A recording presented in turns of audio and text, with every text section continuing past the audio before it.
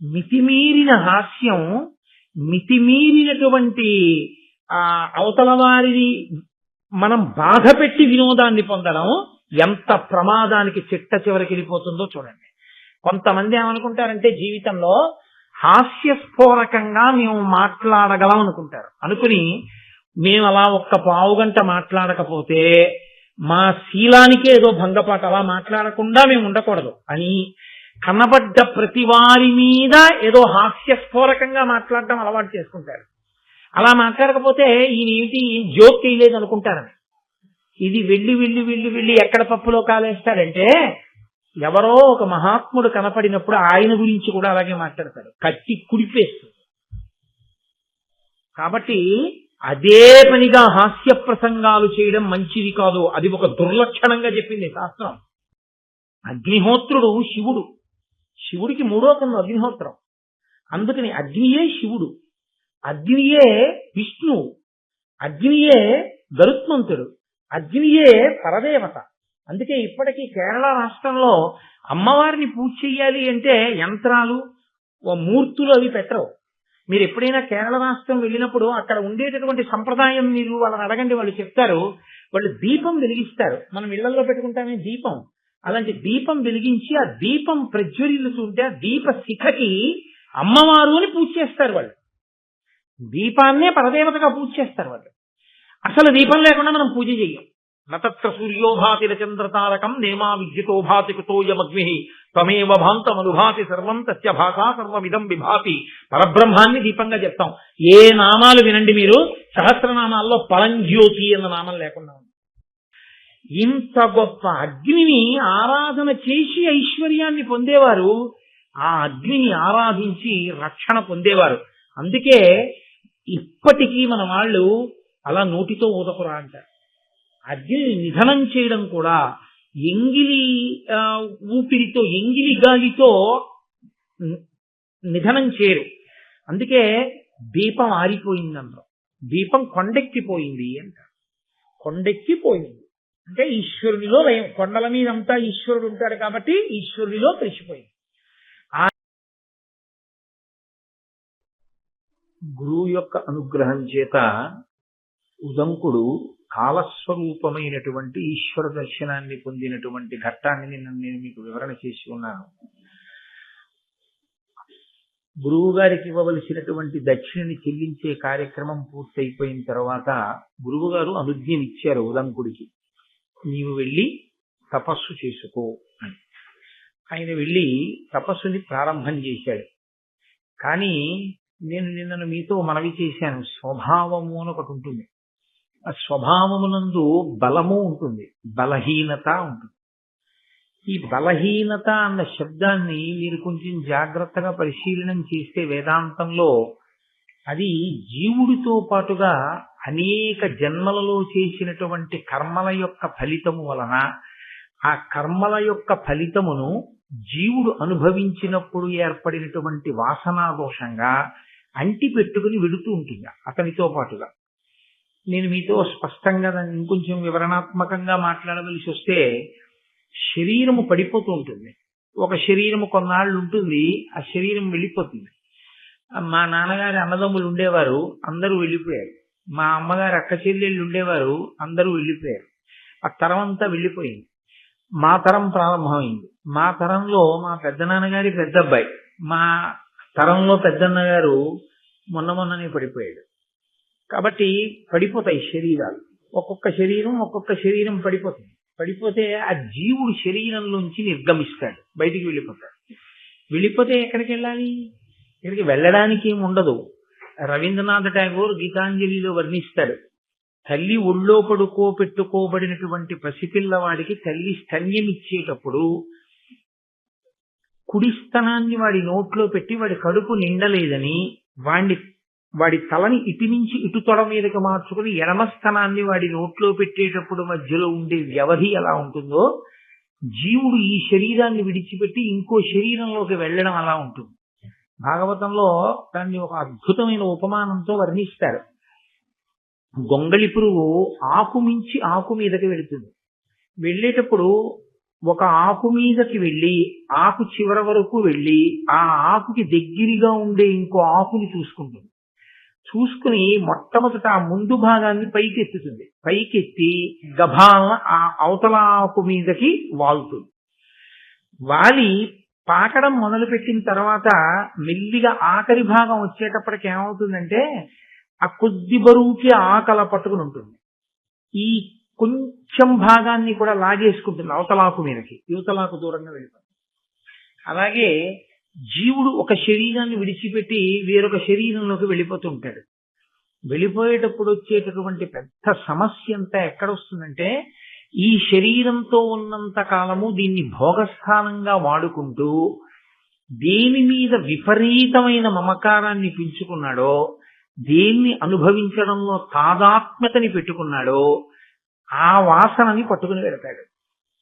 ఒక ప్రత్యేకమైన పదార్థము అంటే ఇష్టం అనుకోండి, దానికి ఏ ప్రమేయం లేకుండా, దానికి ఒక ఆధారం లేకుండా, మీరు చూడండి ఒక శిశువు జన్మిస్తాడు, వాడికి కొంచెం పెద్దవాడు అవగానే నాకు ఇది వద్దంటాడు, నాకు ఇది వద్దు. వాడికి వెల్లుల్లిపై వాసన చూస్తే వాంతి వస్తుంది, వాడు వెల్లుల్లిపై తినడు ఇప్పుడు. అంటే అది ఈ జన్మ సంస్కారం కాదు, వాడు గత జన్మలలో ఎక్కడో ఆహార నియమాన్ని బాగా పాటించి రజోగుణ ప్రకోపం కల్పించగలిగినటువంటి పదార్థమును తనంత తానుగా పరిత్యజించడంలో చేసిన పరిశ్రమ యందు కృతకృత్యుడై అప్పుడు గెలిచినటువంటి వాసనా బలం జీవుడితో వచ్చింది. అందుకని వాడు వెల్లుల్లి తినడు. వాడు ఒక వస్తువుని ఎక్కువ ఇష్టపడతాడు. ఏదో తెల్లటి రంగు ఉందనుకోండి, చాలా ఇష్టపడతాడు. ఎప్పుడూ తెల్లటి బట్టలే కట్టుకుంటాడు, అసలు రంగు బట్ట కట్టుకోడు. ఎప్పుడూ తెల్ల బట్టలే. ఎందుకలా?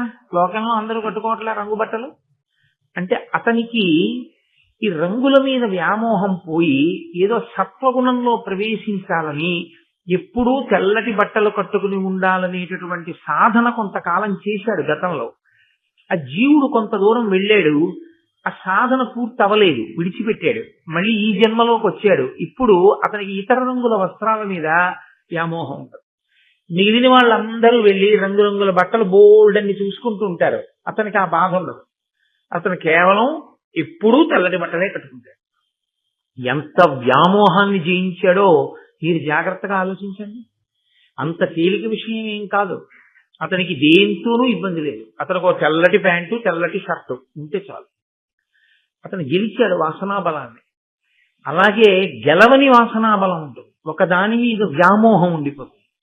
ఉండిపోయిన వ్యామోహం కూడా జీవుడి వెంట వచ్చేస్తే అందులో చాలా ఇబ్బందికరమైనటువంటి లక్షణం ఏమిటంటే తాను ఇష్టపడినదేదో ఆ ఇష్టపడిన వస్తువును తాను పొందడంలో ప్రతిబంధకంగా వచ్చినటువంటి వాడు ఎవరున్నాడో వాడి మీద దీర్ఘకాలము కోపం పెట్టుకునేటటువంటి లక్షణమును కలిగి ఉండడం. ఇది పతనహేతువులలో ఒకటై కూర్చుంటుంది. ఇది ఒక్కొక్కసారి ఏమవుతుందంటే ఆ చిట్ట చివర ప్రాణోత్క్రమణం అయిపోయే ముందు ఎవరి మీద ఎక్కువ కోపం పెట్టుకున్నాడో వాడి గురించి ఆలోచిస్తాడు. మీరు కొంచెం జాగ్రత్తగా గమనిస్తే మనసు ఆలోచించడానికి రెండే ఉంటాయి, అంటే అంటుకోవడానికి. మిగిలిన వాటి నుంచి వెళ్ళిపోతుంది. అలాగా వెళ్ళిపోతూ అది అంటుకుంటుంది. మీరు ఎప్పుడైనా చూసి ఉంటారు, చిన్నతనంలో మా చిన్నప్పుడు గుంటల బోర్డు అని ఒక ఆట ఆడించేవారు. అందులో ఇలా పైకి బోర్డు ఉంటుంది, దాని నిండా గుంటలు ఉంటాయి, కన్నాలు. గోళీలన్నీ కింద ఒక డబ్బా లాంటి దాంట్లో పెట్టి ఒక పుల్లతో ఇలా అనమనేవారు. ఇలా అంటే అది అలా తిరిగి సమతలంగా ఉన్న ప్రదేశం నుంచి వెడితే కిందకు వస్తుంది. అది కానీ ఏదైనా గుంతలోకి వెడితే అందులోకి వెళ్ళి నిలబడుతుంది. అలాగే మనసుతో ఉన్న సమస్య ఏమిటంటే అది ఎప్పుడూ ఖాళీగా ఉండదు. అది సంకల్ప వికల్ప సంఘాతమై అలా వెళుతూ ఉంటుంది ఎప్పుడు. ఈ వెళ్ళడంలో దానికి ఇష్టమైంది కనపడింది అనుకోండి ఆగిపోతుంది, దానికి ఇష్టం లేనిది కనపడింది అనుకోండి ఆగిపోతుంది. రెండింటి దగ్గర ఆగుతుంది. ఇష్టం లేనిది ఏదో జ్ఞాపకానికి వచ్చింది అనుకోండి, ఎంత తప్పు పని చేశాడు రా వీడు, ఎంత బాధ పెట్టాడు రా నన్ను అని అదే పనిగా స్మరణ చేస్తుంది, పట్టుకుంటుంది అక్కడ కూడా. తనకి ఇష్టమైంది అనుకోండి, బా నాకు ఆ వస్తువు లభిస్తేనా అని దాని గురించి స్మరిస్తుంది. తాను బాగా పట్టుకునేది ఎక్కడ అంటే ఇష్టమైన చోట, ఇష్టము లేని చోట, ఈ రెండు చోట్లే పట్టుకుంటుంది. ఈ రెండు చోట్ల పట్టుకున్నప్పుడు కూడా శక్తి క్షీణించిపో. ఇందులో చిత్రం ఏంటంటే కోప్పడినప్పుడు వచ్చేటటువంటి శక్తిహీనత కన్నా ఆ వస్తువు లభించినప్పుడు కలిగినటువంటి సుఖమునందు ఎక్కువ శక్తి క్షయమైపోతుంది. కాబట్టి ఈ కోపం ఉండిపోవడం అనేటటువంటి స్వభావం అంత తేలిగ్గా గెలవడం సాధ్యం కాదు. అక్కడ నేను తట్టుకోలేనండి అంటాడు, తొందరగా వెనక్కి రాలేడు. ఒక్కొక్కరు కోపం వస్తుంది కానీ మళ్ళీ కొంచెం తొందరగా వెనక్కి వచ్చేస్తారు. అది మంచి లక్షణం. అది అలా తొందరగా వెనక్కి రాగలగడం అనేటటువంటిది అది ఒక ఈశ్వరానుగ్రహం సాధనలో. లేకపోతే అది చాలా దీర్ఘకాలం అలా ఉండిపోయింది అనుకోండి, చాలా ప్రమాదహేతు. అది జీవుడు నశించిపోతాడు దానివల్ల. ఈ దీర్ఘకాలం జ్ఞాపకం పెట్టుకుని తవ్వుకు బాధపడేటటువంటి లక్షణం ఏది ఉందో దాన్ని క్రోధము అని పిలుస్తారు. అదే లలితా సహస్రనామ స్తోత్రంలో క్రోధాకారాంకుశోజ్వల అని పేరు. అంకుశం మావటివాడు చేత్తో పట్టుకుంటాడు, పట్టుకుని ఏనుగు శరీరం మీద ఇంకెక్కడ పొడవడు ఆ చేతిలో ఉన్న అంకుశంతో. దాని మీద ఎక్కి కూర్చుని దాని కుంభస్థలం మీద పొడుస్తాడు అది పెట్టి. అది ఇంగ్లీష్ అక్షరాల్లో స్మాల్ హెచ్ ఎలా ఉంటుందో అలా ఉంటుంది. అది పెట్టి పొడిస్తే దానికి తలకాయ ఎలా ఉంటుందంటే మంచి ఎండాకాలంలో తిరిగి ఇంటికి వస్తే తల పగిలిపోతోంది అన్నప్పుడు ఉంటుంది. ఇలా ఒంగుని కూడా లేవలేరు, ధన్ ధన్ ధన్ అంటుంది తల. అంత బాధ పెడుతుంది దానికి. ఆ బాధకి అది లొంగిపోయి మావటి ఏం చెప్తే చేస్తుంది. అంకుశం చూస్తే భయం దానికి. అది తలని ఎలా పొడుస్తుందో క్రోధము, ఎవరు క్రోధం పెట్టుకున్నాడో వాడి తలను అలా పొడుస్తుంది. ఎంత పొడుస్తుందంటే అదే గుర్తు తెచ్చుకుని ఎంత అపకారం చేశాడు రా అని జ్ఞాపకం తెచ్చుకుని బాధ పెట్టి. చిత్రం ఏమిటంటే ఎక్కడ క్రోధం ఉందో అక్కడ కుతంత్రం పుడుతుంది. వాణ్ణి పాడు చేయడానికి అవకాశం ఎలా ఉంటుంది ఆలోచించడం మొదలెడుతుంది. అదొక పెద్ద పాపం. అది జీవుడు పతనమైపోవడానికి అజ్ఞానము చేత, మాయ చేత ఏర్పడుతున్న పెద్ద కందకం అన్నమాట. దాన్ని దాటకపోతే మళ్లీ దాటడానికి ఎన్ని వందల జన్మలలో దాటుతాడో ఎవరికీ తెలియదు. అలా అంటుకుని ఉండిపోతుంది. మీకు ఎదురు కనపడతాయి భారతంలో అలాంటి ఘట్టాలు. దానివల్ల వచ్చేటటువంటి ఉపద్రవం ఏమిటంటే దీర్ఘకాలం దాన్ని మనసులో పెట్టుకుని ఎలా ఎలా ఎలా అన్న ఆలోచన వస్తూనే ఉంటుంది. అదే జరిగింది ఉదంకుడి విషయం. ఇంత దర్శనం చేశాడు, ఇంత గురుదక్షిణ కట్టాడు, గురువుగారి దగ్గర ఆశీర్వచనం పొందాడు, ధన్యుడయ్యాడు, ఆశ్రమాన్ని నిర్మించుకున్నాడు, చక్కగా తపస్సు చేస్తున్నాడు. కానీ అతనికి అప్పుడప్పుడు జ్ఞాపకం వస్తూ ఉంటాడు తక్షకుడు. ఎప్పుడు తక్షకుడు జ్ఞాపకం వచ్చినా ఆనాడు ప్రార్థన చేయడం చేశాడు తక్షకుణ్ణి. అది ప్రేమ చేత కాదు, లొంగ తీసుకోవడం కోసమని మనసులోంచి వచ్చినటువంటి ఒక రకమైన ప్రకోపం. అది పూర్తి పరిణిత వలన కలిగినది కాకపోయింది. దాని వలన ఇప్పుడు అతనికి తక్షకుడి మీద క్రోధం ఆవహించి. నేను ఆనాడు పౌష్య మహారాజు యొక్క భార్య దగ్గర కుండలములను తీసుకొస్తుంటే వాటిని అపహరించాడు, నాగలోకానికి తీసుకుపోయాడు. నేను అంత కష్టపడి మళ్ళీ వాటిని తెచ్చుకోవలసి వచ్చింది. నన్ను ఎంత బాధ పెట్టాడు. కాబట్టి ఈయన్ని విడిచిపెట్టకూడదు, తక్షకుణ్ణి విడిచిపెట్టకూడదు అన్నప్పుడు తక్షకుణ్ణి పాడు చేయడానికి రెండు మార్గాలు ఉంటాయి. అప్పుడు ఒకటి తానే పాడు చేయొచ్చు. ఎందుచేత? తాను తపోనిధి, ఇప్పుడు చాలా తపస్సు చేసి ఉన్నాడు కాబట్టి. ఒకటి తన తపస్సు చేత శాపవాక్కుని విడిచిపెట్టడం. నీకు కష్టం కలుగుతుంది, కానీ అలా చేస్తే తను చేసిన తపస్సు క్షీణించిపోతుంది. శాపవాక్కు ఎప్పుడు విడిచిపెట్టినా వరమిచ్చిన రెండిటికి పోతుంది చేసినటువంటి తపస్సు. కాబట్టి ఆయన ఆలోచించి ఒక నిర్ణయానికి వచ్చాడు. ఎంత తమాషాగా ఉంటాయో చూడండి. క్రోధంలో వచ్చేటటువంటి ఆలోచనలు ఎలా అల్లుకుంటాయో చూడండి మనిషిలోంచి. నన్నింత కష్టపెట్టినటువంటి వాడు తక్షకుడు, నిష్కారణంగా ఒక బ్రహ్మచారి గురుదక్షిణ తెచ్చుకుంటుంటే ఇబ్బంది పెట్టిన వాడిని శిక్షించవలసిన వాడెవరిప్పుడు? రాజే. ఏ రాజు గురుదక్షిణ ఇవ్వడంలో సహకరించాలో ఆ రాజే గురుదక్షిణ తెచ్చుకుంటున్నప్పుడు ఇబ్బంది పెట్టిన వాడిని కూడా శిక్షించాలి. ఇప్పుడు నేనున్న ప్రాంతం జనమేజయుడి చేత పరిపాలింపబడుతోంది కాబట్టి నేను వెళ్లి జనమేజయుడికి ఫిర్యాదు చేస్తాను. అప్పుడు నా తపస్సేం భంగపడదు కదా. ఇప్పుడు జనమేజయుడికి చెప్తే జనమేజయుడు తక్షకుడిని నాశనం చేయాలి. తక్షకుడితో పోకూడదు. ఇది తక్షకుడితో పాటుగా ఇలాంటి పావులన్నీ నశించిపోవాలి. అంత కక్ష ఎందుకు? మరి తాను ప్రార్థన చేస్తే ఎవరూ కనపడలేదుగా. నాగలోకానికి వెళ్ళి అన్ని పద్యాలు చదివినా కనపడి సత్కరించిన వాడు ఎవరూ లేడుగా. ఎవరో దివ్య పురుషుడు అనుగ్రహించాడు కానీ అక్కడ. కాబట్టి ఇప్పుడు ఆ నాగవంశం అంతా పావులన్నీ నశించిపోవాలి. అయితే ఒకటి, ఇటువంటి ఆలోచనలు వచ్చే ముందు ఒక్కొక్కసారి ఈశ్వర సంకల్పములు కూడా ఉంటాయి. అది ఎక్కడ అన్నది మీకు నేను ఆ ప్రత్యేకమైన సందర్భంలో వివరణ చేస్తాను. కాబట్టి ఇప్పుడు తక్షకుడితో పోకూడదు. తక్షకుడితో పాటు మిగిలినటువంటి నాగవంశం అంతా నశించిపోవాలి.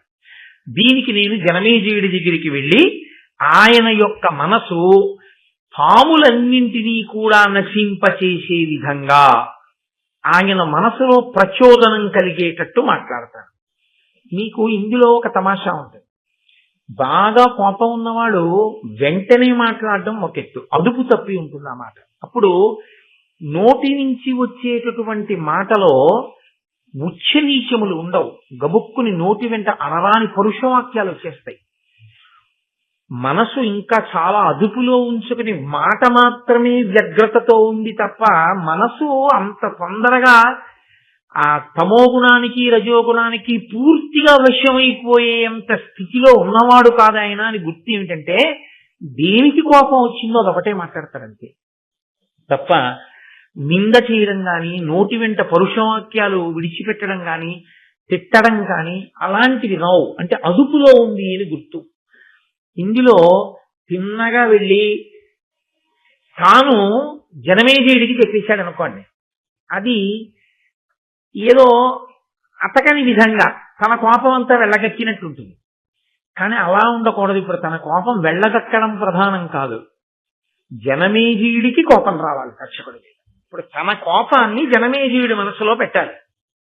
పెట్టి నిజమే నేను తక్షకుడి వంశాన్ని నాగుల్ని నాశనం చేసేయాలనేటటువంటి బుద్ధి పుట్టాలి. ఇప్పుడేం చేస్తారో తెలుసా అండి? నేను వెళ్ళి ఇలా చెప్తే ఇలా అంటాడు. అప్పుడు నేను ఇలా అంటే నా బేలతనం బయటకు వస్తుంది. ఏమయ్యా నీ మనసులో ఉన్న రాగద్వేషాలన్నీ నాకు అంటించడానికి వచ్చావా, నన్ను వాడుకోవడానికి వచ్చావా అంటే మళ్ళీ అదో అవమానం. అందుకని ఒకవేళ అతని వైపు ఎవరైనా సభలో మాట్లాడితే, నేను మాట్లాడితే ఇంకా రాజు మళ్ళీ దాన్ని అలా కాదయా ఇలా జరిగిందేమో అనడానికి అవకాశం ఉండకూడదు. అలా రాజు మనసులో క్రోధం కలగాలి. కాబట్టి నేను ఎలా మాట్లాడితే ఆయన బుర్రకెక్కుతుంది. ఇది బాగా సావధానంగా ప్రణాళిక నిర్మాణం చేయడం. ఇది మరింత ప్రమాదకరమైన స్థితి. ఎందుకో తెలుసా అండి? అవతలవాడి పతనం కోసం యువతలవాడు తన క్రోధాన్ని అణిచిపెట్టి ఇంకొకరి మనసులోకి ఆ క్రోధాన్ని ప్రవేశపెట్టడం కోసం గొప్ప ప్రణాళికని నిర్మాణం చేయడం. ఇది పైకి చూడ్డానికి అబ్బా ఎంత గొప్ప వ్యూహరచన చేశాడండి అనిపిస్తుంది. యథార్థమునకు అవి జారుడు మెట్లు. అలాంటి జారుడు మెట్ల మీద నిలబడిన వాడు జీవుడు కిందకి వెళ్ళిపోతాడు, జీవుడు జారిపోతాడు. ఎందుకనంటే నిన్ను మోసం చేసిన వాడు ఏ పాపాన్ని పొంది ఉన్నాడో మోసం చేసిన వాడి పట్ల చేసేటటువంటి కుట్ర చేత నీవు కూడా అలాగే జారిపోతున్నావు. సమానంగా జారిపోతున్నప్పుడు ఈశ్వరుడు ఇప్పుడు అతన్ని మాత్రమే శిక్షించవలసిన అవసరం ఎక్కడుంది? నీకు శిక్ష వేయవలసి ఉంటుంది. ఎందుకంటే ఈశ్వరుడు శిక్ష వేస్తే చేసిన క్రియకే కాదు, ఇలా చేస్తే బాగుండన్న నీ మానసికమైన వికారానికి కూడా వేయవలసి ఉంటుంది. చిత్రగుప్తుడు అంటే మనసుతో చేసిన దాన్ని కూడా రాసుకుంటాడు కదా మరి ఈశ్వరుడు. అందుకని నీ మనసు యందు రాకూడని ఆలోచనలు వచ్చాయి, రావడమే పాపహేతు. ఇప్పుడు ఈ పాపహేతు ఏం చేస్తుందంటే వాణ్ణి శిక్షిస్తే నిన్ను శిక్షించాలి. నువ్వు శిక్షార్హుడవే, నువ్వు పుణ్యాత్ముడవై నిలబడినది ఎక్కడ? నిన్ను కాపాడడానికి నేను నిన్ను కాపాడడానికి నేను బయలుదేరడానికి నువ్వు నన్నే నమ్మి నిలబడింది ఎక్కడ? వాడిని ఎలా పాడు చేయిస్తాను నీ ఆలోచనలు నువ్వు చేయలా అన్న స్థితి వస్తుంది కదా. అందుకని జారుడు మెట్ల మీద నిలబడ్డట్టు క్రౌర్యముతో ఆలోచించి ప్రణాళికా నిర్మాణము చెయ్యడం అనేటటువంటి దాని యందు బ్రాహ్మణునికి అటువంటి వ్యగ్రత అస్సలు పనికిరాదు. బ్రాహ్మణుడు అసలు ఆలోచించకూడదు. ఎందుకనంటే ఆయన ఉదారుడై లోకమునకంతటికి మార్గాన్ని చూపించవలసిన వాడు. వెంటనే ఉద్ధరించి మనసు సంస్కరింపబడేటటువంటి స్థితి తేవాలి తప్ప అసలు అవతల వారిలో కలిగిన ఆలోచనని కూడా ప్రోత్సహించకూడదు. అటువంటి ఉదంకుడు ఇంత తపస్సు చేసిన వాడు ఇటువంటి ఆలోచన ఇంత గొప్ప వ్యూహ నిర్మాణం చెయ్యకూడదు.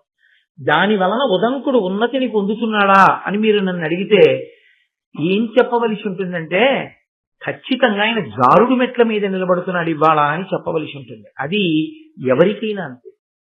మహాభారతం అత్యంత సున్నితమైన విషయాన్ని స్పృశిస్తోంది. అందుకే జీవితంలో మహాభారతాన్ని బాగా విన్నటువంటి వారు తాము జారిపోకుండా ఎలా నిలబడాలో తెలుసుకుంటారు. తాము జారిపోకుండా నిలబడితే కదూ అసలు ఆ గౌరవం అలా ఈశ్వరుడి దృష్టిలో మీరు ఏ పని చేస్తున్నా ఎప్పుడూ ఒక విషయాన్ని జ్ఞాపకం పెట్టుకోవాలి. నేను ఈశ్వరునకు జవాబుదారి. ఈశ్వరుడొక్కడు నా ఆలోచన సరళిని గమనించగలిగితే చాలు, నాకు ఏ కితాబులు అక్కర్లేదు. ఈశ్వరుడి దృష్టిలో నేను దోషినైన నాడు లోకమంతా పొగిడినా నే చేసిన నేరాన్ని నుంచి నేను తప్పించుకోవడం సాధ్యం కాదు. ఇదొక్కటి పరిశీలన అలవాటైపోయింది అనుకోండి, మీరు తొందరపడి అధర్మం వైపుకు వెళ్ళలేరు.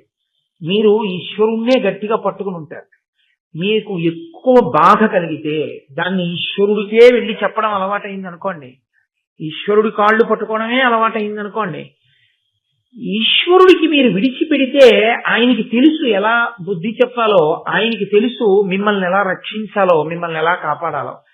అనవసరంగా మనం ప్రణాళికలు వేసేసి మనం జారిపోవడం ఈ జన్మతో పోదు. ఈ క్రోధం జీవుణ్ణి పట్టు కూర్చుందంటే ఎన్ని జన్మల వరకైనా వెళుతుంది. ఇది ఎక్కడి వరకు వెళ్ళిందో తెలుసా అండి? ఇక్కడ మొదలుపెట్టిన కథ.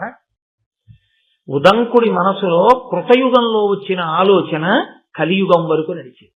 దాని ప్రభావం ఒక్క మాట ప్రభావం కృతయుగంలో జనమేజయుడి దగ్గర, కృతయుగంలో ఆనాడు కద్రువు ఇచ్చినటువంటి శాప ప్రభావం కలియుగంలో ఫలించడానికి ఈయన మాట్లాడిన మాట కారణమైంది. అంటే దైవము యొక్క శాసనము అమలు కావడానికి ఇవాళ ఉదంకుడు పనికొచ్చాడు. ఎందుకు పనికొచ్చాడు? రజోగుణ ప్రకోపం ఉండిపోబట్టి పనికొచ్చాడు.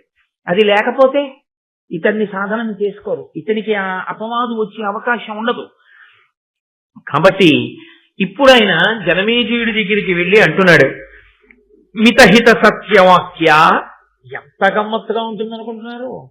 మామూలుగా వెళ్ళి మాట్లాడినప్పుడు కన్నా అవతల వారి వలన ఒక ప్రయోజనాన్ని సాధించుకోవాలనుకుని బాగా ప్రణాళిక వేసుకుని వచ్చిన వాడు మాట్లాడే మాటలు చాలా పకడ్బందీగా ఉంటాయి.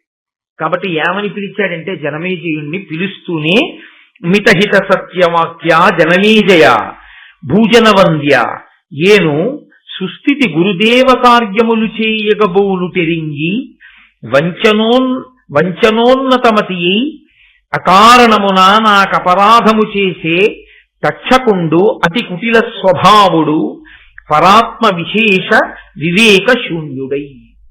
ఆయన అన్నాడు మితహిత సత్యవాక్య అని పిలిచాడు. ఎక్కువ మాట్లాడడం అనేటటువంటిది ఒక దోషం శాస్త్రంలో. ఎక్కువ మాట్లాడడం అనేటటువంటిది ఆయుర్దాయాన్ని తగ్గిస్తుంది ఒకటి. రెండు, మీరు ఎక్కువ మాట్లాడడం వల్ల రెండు దోషములు వచ్చి అందులో చేరిపోతాయి. ఒకటి, మీరు ఏదో ఒకటి చెట్ట చివరికి ఏమంటారంటే చూస్తాను లేండి అంటారు. చూస్తాను లేండి అంటే సగం చేస్తాను లేండి కాదు. ఆ తర్వాత మీరు ఎందుకంటారంటే అది ఇప్పటికి వెళ్ళిపోతాడుగా తర్వాత చూడచ్చు. కానీ అది ఏమవుతుందంటే అసత్య దోషం కింద వెళ్ళి పడిపోతుంది. అది పెద్ద దోషం. ఎక్కువ మాట్లాడడం వల్ల వచ్చేటటువంటి పెద్ద ప్రమాదం ఎక్కడ అంటే అసత్యము వెళ్ళి కూర్చుంటుంది సంభాషణ. కాబట్టి ఎక్కువ మాట్లాడరు. రెండు, మీరు ఎక్కువ మాట్లాడితే స్పందనకి ప్రతిస్పందన ఉంటుంది కదా, మీ పక్కన ఉన్నవాడు అంతా మాట్లాడతాడు, అందులో మీ రాగద్వేషాలు వచ్చి చేరుతాయి. చేరి ఏంటి ఇలా మాట్లాడుతున్నాడు, అతని గురించి ఇలా అన్నాడేంటి, అమ్మో ఇతన్ని మనం ఎక్కువ దగ్గరికి చేర్చకూడదు, ఇన్ని ఆలోచనలు బయలుదేరుతాయి అందులోంచి. కాబట్టి ఎవరు మితముగా మాట్లాడతారో వాడు తన మీద తాను నియంత్రణ ఉన్నవాడు. కాబట్టి నన్ను ఎక్కువ ప్రశ్నలు ఏకుస్మా ఇప్పుడు నేను అడిగిన దాని మీద అన్నది ఎందుకని తను ఎక్కువ ప్రశ్నలు వేసాడనుకోండి తన కోరిక తీరదేమోనని. నువ్వు చాలా మితంగా మాట్లాడేవాడు బాయ్ అన్నాడు అనుకోండి, ఎక్కువ మాటలు మాట్లాడకుండా తన మాట ఒప్పేసుకుంటాడు. అయ్యా నేను మిమ్మల్ని ఒకటి అడగదలుచుకున్నాను కానీ మీరు మాత్రం కాదు వద్దు అనకూడదు, ఈ ఒక్కసారి మా మాట వినాలి అని ముందు అన్నాడు అనుకోండి, ఇంకా మీరు ఊ అంటాం ఎందుకు? మిమ్మల్ని ఊ అన్నది అనిపించడానికి వచ్చాడంతే కాదు, అది అనుమతించాడు, అనిపించుకోవడానికి వచ్చాడు. కానీ నిజంగా మీరు అనుమతిస్తున్నారో లేదో ఆయనకు అనవసరమైన విషయం. మీరు హృదయం పరిపూర్ణంగా మీరు అనుమతిస్తే చేస్తాను అన్నాడు అనుకోండి వేరు, మీరు కాదనకూడదు, మీరు ఊ అనాలి అంతే ఈ ఒక్కసారికి అన్నాడు అనుకోండి, ఇంకా మీరు అది వినకుండా ఊ అనడం మంచిది కాదు. ఊ అనాలనుకుంటే నేను అలా అనను, అది నా స్వభావం కాదు అని మీరు అనగలిగితే ఆయనతో మీ అనుబంధాన్ని కొనసాగించడం ప్రశ్నార్థం కదా. ఎంత ఇబ్బంది, ఒక్క మాటలో ఎంత ఇబ్బంది ఉంటుందో చూడండి. కాబట్టి మిత హిత సత్య వాక్య, ఎంత గొప్ప మాట్లాడేశారో చూడండి. అది లోపలి ఆలోచన. మితంగా మాట్లాడేవాడా హితంగా మాట్లాడేవాడా అంటే నేను అన్నదానికి కాదనకుండా అనుకునేవాడా. సత్యవాక్య, చూస్తాను లేండి అన్న తర్వాత డేట్లు ఇవ్వకుండా పోకూడదు, ఇచ్చి తీరాలి. కాబట్టి సత్యవాక్య అన్నమాట నిలబెట్టుకోవాలి. కాబట్టి ఇప్పుడు ఏం చేస్తున్నట్లు జనమేజయుడు తానన్న మాట వినేటట్టుగా ఆయన్ని మానసికంగా సిద్ధం చేస్తున్నాడు. జనమేజయ, మీ మంత్రి గారిని అన్నాను సైన్యాధ్యక్షుడిని అన్నాను అనుకుంటున్నావేమో, నిన్నే. కాబట్టి మితహిత సత్యవాక్య జనమేజయ, నేను చాలా మంచివాణ్ణయా భూజనవంద్య, ఏను సుస్థితి గురుదేవ కార్యములు చెయ్యగబూను టెరింగి, నేను గురుదక్షిణ తేవడం కోసమని చెప్పి వెళ్ళి వస్తున్నాను, నేను పవిత్రమైన పని మీద ఉన్నానని తెలిసి కూడా ఇది చెయ్యకూడని పని, ఇది చెయ్యవలసిన పని అనేటటువంటి వివేకాన్ని పూర్తిగా మర్చిపోయి పెద్దల పట్ల ఎలా ప్రవర్తించాలో ప్రవర్తించవలసినటువంటి విధానాన్ని పూర్తిగా విస్మరించి కుటిల స్వభావుడై అవతల వారిని మోసం చెయ్యడమే తన ప్రధానమైనటువంటి ఆలోచన విధానంగా పెట్టుకున్నవాడై ఆ తక్షకుడున్నాడే ఆయన నన్ను చాలా ఇబ్బంది పెట్టాడు. కుండలములు పట్టుకుపోయాడు కాబట్టి ఇప్పుడు నువ్వు జోక్యం చేసుకోమని అడగట్లేదు, కుండలములు తెచ్చేశాను. కానీ నేను ఎంత బాధపడ్డానో తెలుసా, చాలా బాధపడ్డాను ఆ తక్షకుని యొక్క ప్రవర్తన చేత. కాబట్టి భూజనవంద్య, భూమిజనుల చేత నమస్కరింపబడేవాడా, అటువంటి తప్పు చేసిన వాడు ఇప్పుడు దాని వల్ల వచ్చిన నష్టమేమిటి అని నువ్వు వదిలిపెట్టడానికి వీల్లేదు. నేను బాధపడ్డానా లేదా, కాబట్టి ఆ బాధపడిన దానికి నువ్వు పరిహారం చూపించాలంటే తక్షకుణ్ణి నువ్వు శిక్ష వేయాలి అని. ఇప్పుడు రాజు మనసు ఎటువైపు జరుగుతుంది మీరు ఆలోచించండి. ఆయన నిష్పక్షపాతంగా ఒక ఆలోచన చేస్తాడు. ఇందులో ఒక చిన్న ఇబ్బంది ఒకటి వస్తుంది. పోన్లేండి పంతులు గారు, దానికి ఏముంది, నిజమే కుండలాలు ఇసుకుపోయాడులేండి, మీరేం సామాన్యులా, మీకు వెంటనే దివ్య పురుషుడు కనిపించి మీకు ఆ కుండలాలు ఇచ్చేసి ఆ గుర్రం చెవిలో మీరు ఊదేసరికి అగ్నిహోత్రం అంతా వ్యాపించరా?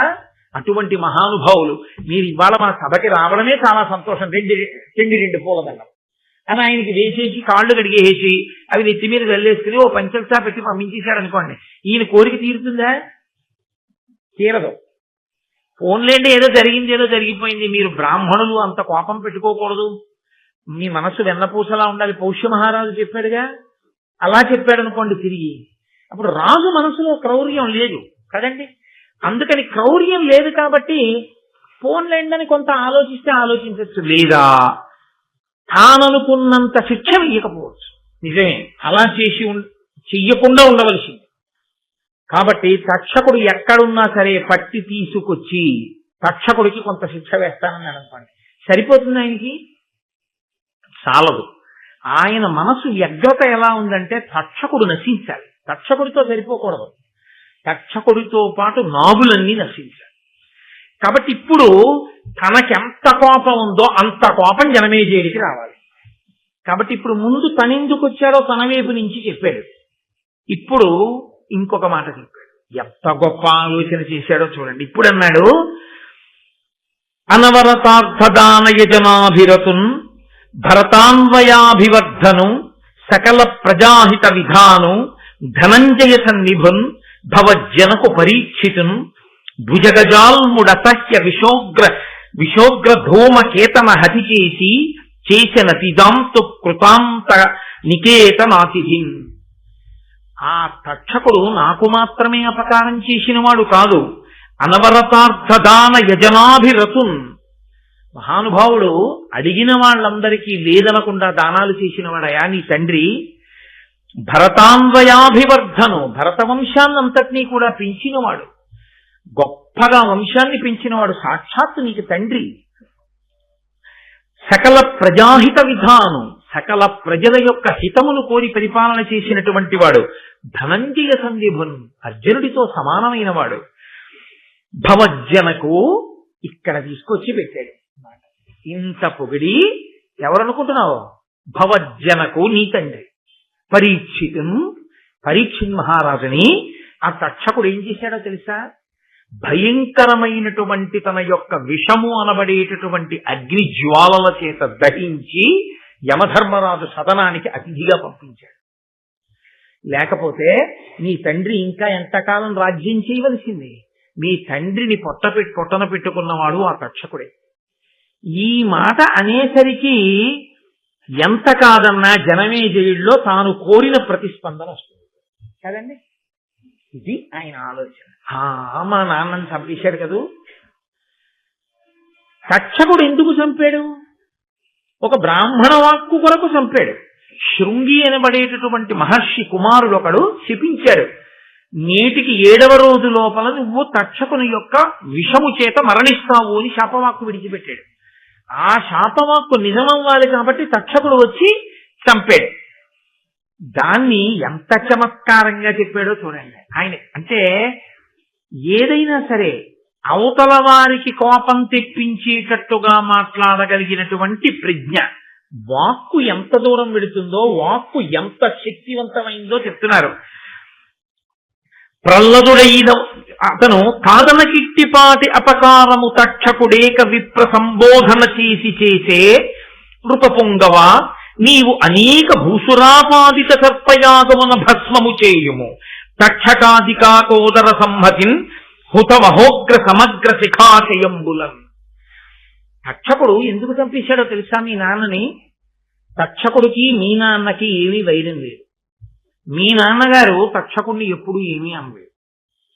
ఎవరో ఒక బ్రాహ్మణుడు మారు పలకలేదన్న కోపంతో మీ తండ్రి ఆయన మెడలో ఒక మృత సర్పాన్ని వేశాడు. తండ్రి మెడలో మృత సర్పాన్ని వేశాడన్న మాటకి కోపం వచ్చి ఆ ముని యొక్క కుమారుడు నేటికి 7వ రోజు లోపల నువ్వు తక్షకుడి వలన మరణిస్తా అన్నాడు.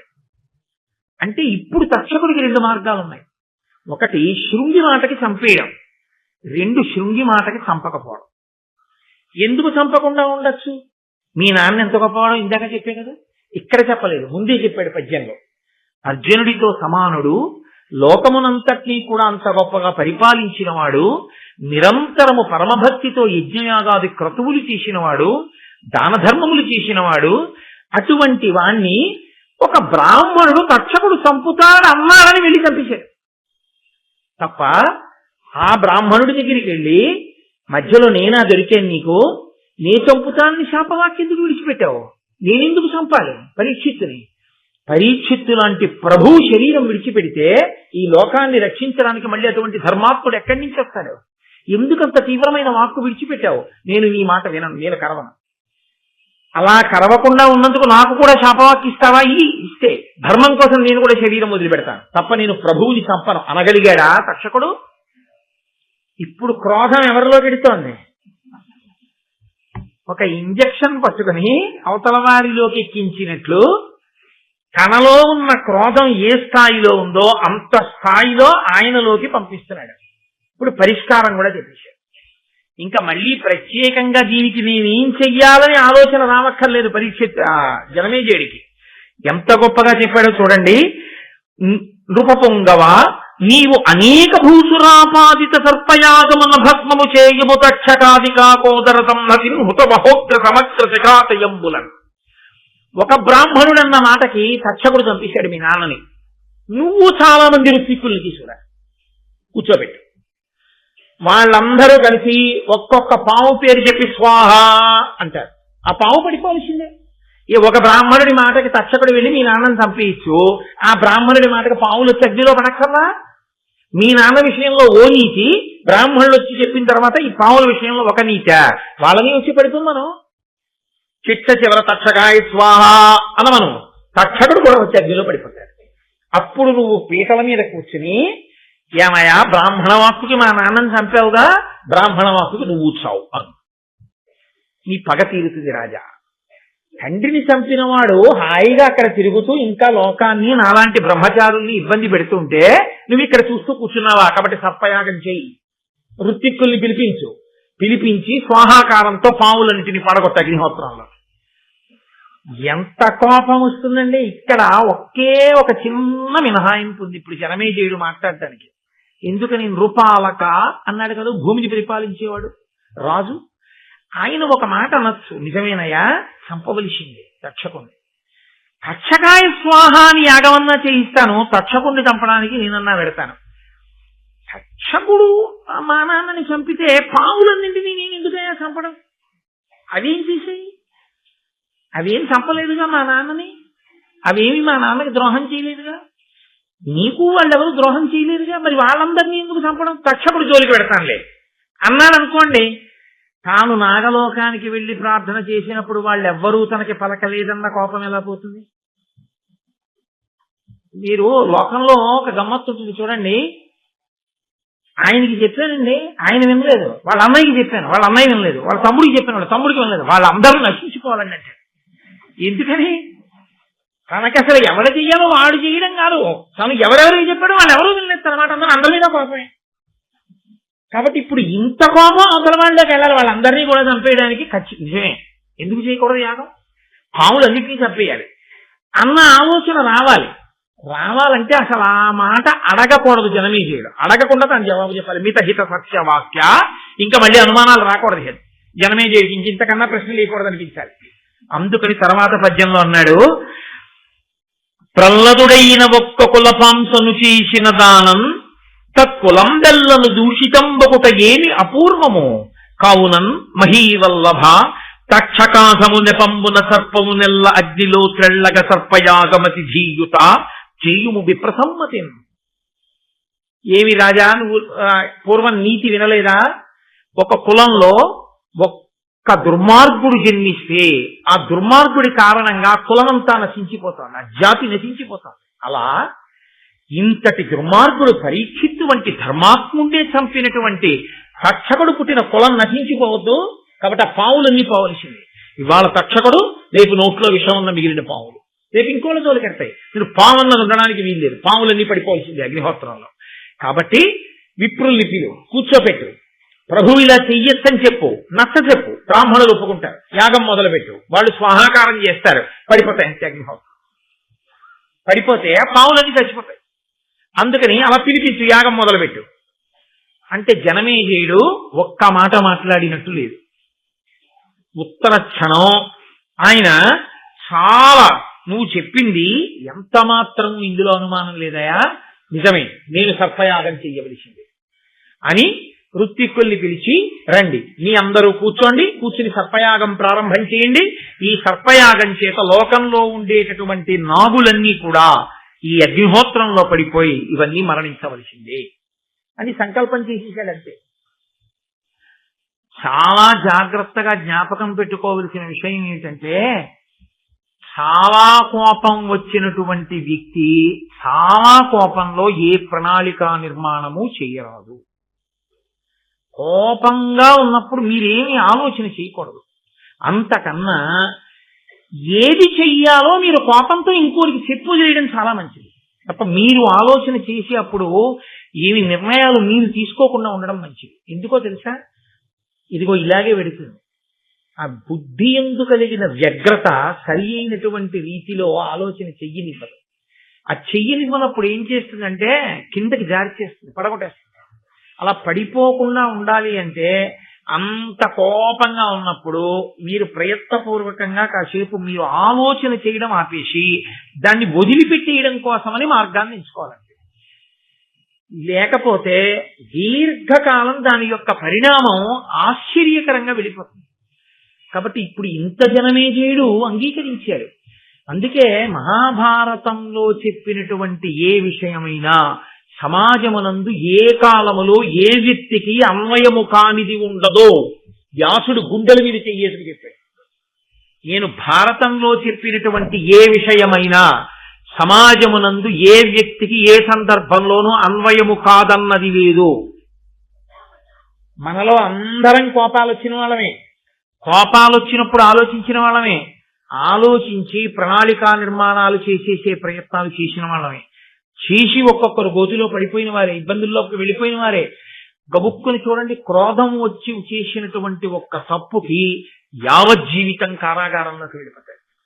ఆ క్రోధం వచ్చినప్పుడు అతను నిర్ణయం చేసుకోకుండా ఉంటే అతను అలా ఉండడు. ఆ క్రోధం దిగజారిపోతున్న తర్వాత పరిస్థితి వేరుగా ఉంటుంది. అది ఒంటిని ఆవహించి ఉండగా నిర్ణయం మాత్రం చెయ్యకూడదు. ఎప్పుడు నిర్ణయం చేయడం, ఆలోచన చేయడం, ప్రణాళికా నిర్మాణం చేయడం, క్రోధంలో చేసిన దాని యందు యుక్తాయుక్త విచక్షణ ఉండదు. అత్యంత ప్రధానమైన విషయాన్ని వ్యాస భగవానుడు, నన్నయ్య భట్టారకుడు కూడా ఇవాళ స్పృశిస్తున్నారు. ఇది ఎన్నడో జరిగిన కథ, ఎప్పుడో చెప్పిన మాట అని మీరు అనుకోకండి. నేను ఇంతకన్నా మీకు దీని గురించి వివరణ చేసి చెప్పక్కర్లేదు. కానీ మీరందరూ ప్రాజ్ఞులు, మీరు ఇప్పటికే దీని సందేశాన్ని అందుకుని మీరు బాగా ఆలోచన చేసుకుంటే దీని వలన మనం ఎంత అమృతాన్ని పొందవచ్చో జీవయాత్రలో ఈ జన్మలో ఇప్పుడు కాదు, ఎన్ని జన్మల వరకు జీవుడితో పాటుగా పట్టికిడిపోకుండా క్రోధాన్ని మనని మనం ఎలా నిగ్రహించుకోవచ్చో మనకి మహాభారతంలో ప్రత్యేకించి ఈ ఘట్టం మనకి తెలియచేస్తుంది. ఇప్పుడు వింటున్న వాళ్ళు ఎవరు ఈ విషయాలు? నైమిషారణ్యంలో కూర్చున్న మునులు. వాళ్ళు ముక్కున వేలేసుకున్నారు. అన్న ఎంత మాటయా, జనమేజయుడు సర్పయాగం మొదలుపెట్టాడా? అందులోకి వచ్చి పావులన్నీ పడిపోతాయా?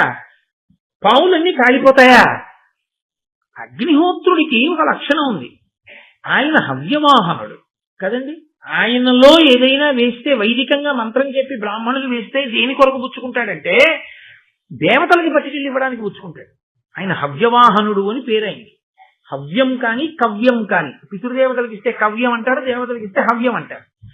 ఈ రెండిటినీ అగ్నిహోత్రంలో వేసి వాళ్ళకి అందజేయవయా అంటే వాళ్ళకి పట్టుకెళ్ళి ఆయన అందించేస్తాడు. అగ్నిహోత్రుడి ముఖంగా వెడితే ఎంగిలి కాదు, పవిత్రం అవుతుంది.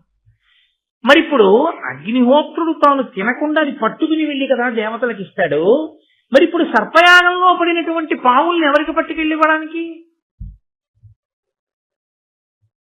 ఎవరికీ పట్టుకెళ్ళి ఇవ్వడానికి కాదు. ఏం చేయడానికి? అగ్ని కాల్చాలి వాటిని. ఇప్పుడు ఆ పావులన్నీ పడిపోతుంటే విషంతో అసలు పావుకి అగ్ని అంటే భయం. అది మంత్రము యొక్క కట్టు చేత గిలగిల తన్నుకుంటూ వచ్చి పడిపోతుంది అగ్నిగుండంలో. పడిపోతే అగ్ని కీలలతో అది కాల్చాలి. మరి అగ్నిహోత్రుడు తిరస్కరించడా? ఇదేమిటయా ఇలాంటి పనులు నాకప్ప చెప్పారు మీరు? మంత్రంతో హవ్యం ఇవ్వండి పట్టుకెడతాను దేవతలకి, కవ్యం ఇవ్వండి పట్టుకెడతాను పితృదేవతలకి. ఇది ఎక్కడి ప్రారంభం? మీరు మంత్రం చెప్పి పావుల్ని తీసుకొచ్చి నాలో బారేస్తే నాకు కాల్సిన అదే పనిగా ఇక్కడ కూర్చుని ఒకటా రెండా ఎన్ని పావులు, ఎన్ని రంగుల పావులు, ఎన్ని తల్ల పావులు ఎదర చూతురు కానీ ఒక్క కద్రో కొడుకుల పేర్లే అంత విచిత్రంగా ఉంటాయి. ఇన్ని పావులు వచ్చి పడిపోతుంటే ఆయన కర్మ వీటన్నిటినీ కాల్చడం ఎంత వాసన అదంతా. ఆయన కాల్చడం ఏంటయా, ఎంత గొప్ప ప్రశ్న వేశారో చూడండి. ఆయన ఇలా కాల్చాడు, జనమేజయుడు ఎలా చేశాడు ఈ సర్పయాగాన్ని. పోని ఈ జనమేజయుడు చేసినటువంటి సర్పయాగంలో సర్పములన్నీ పడిపోయి ఉంటే పావులు ఉండకూడదుగా? అసలు ఇంకా పావున్నది మిగలకపోతే పాముల జాతి ఉండకూడదుగా, అంతరించిపోవాలి. మరి పావుల జాతి అంతరించిపోకుండా పావులు ఉన్నాయంటే అన్ని పావులు పడలేదుగా, కొన్ని పావులు ఉండిపోయాయి.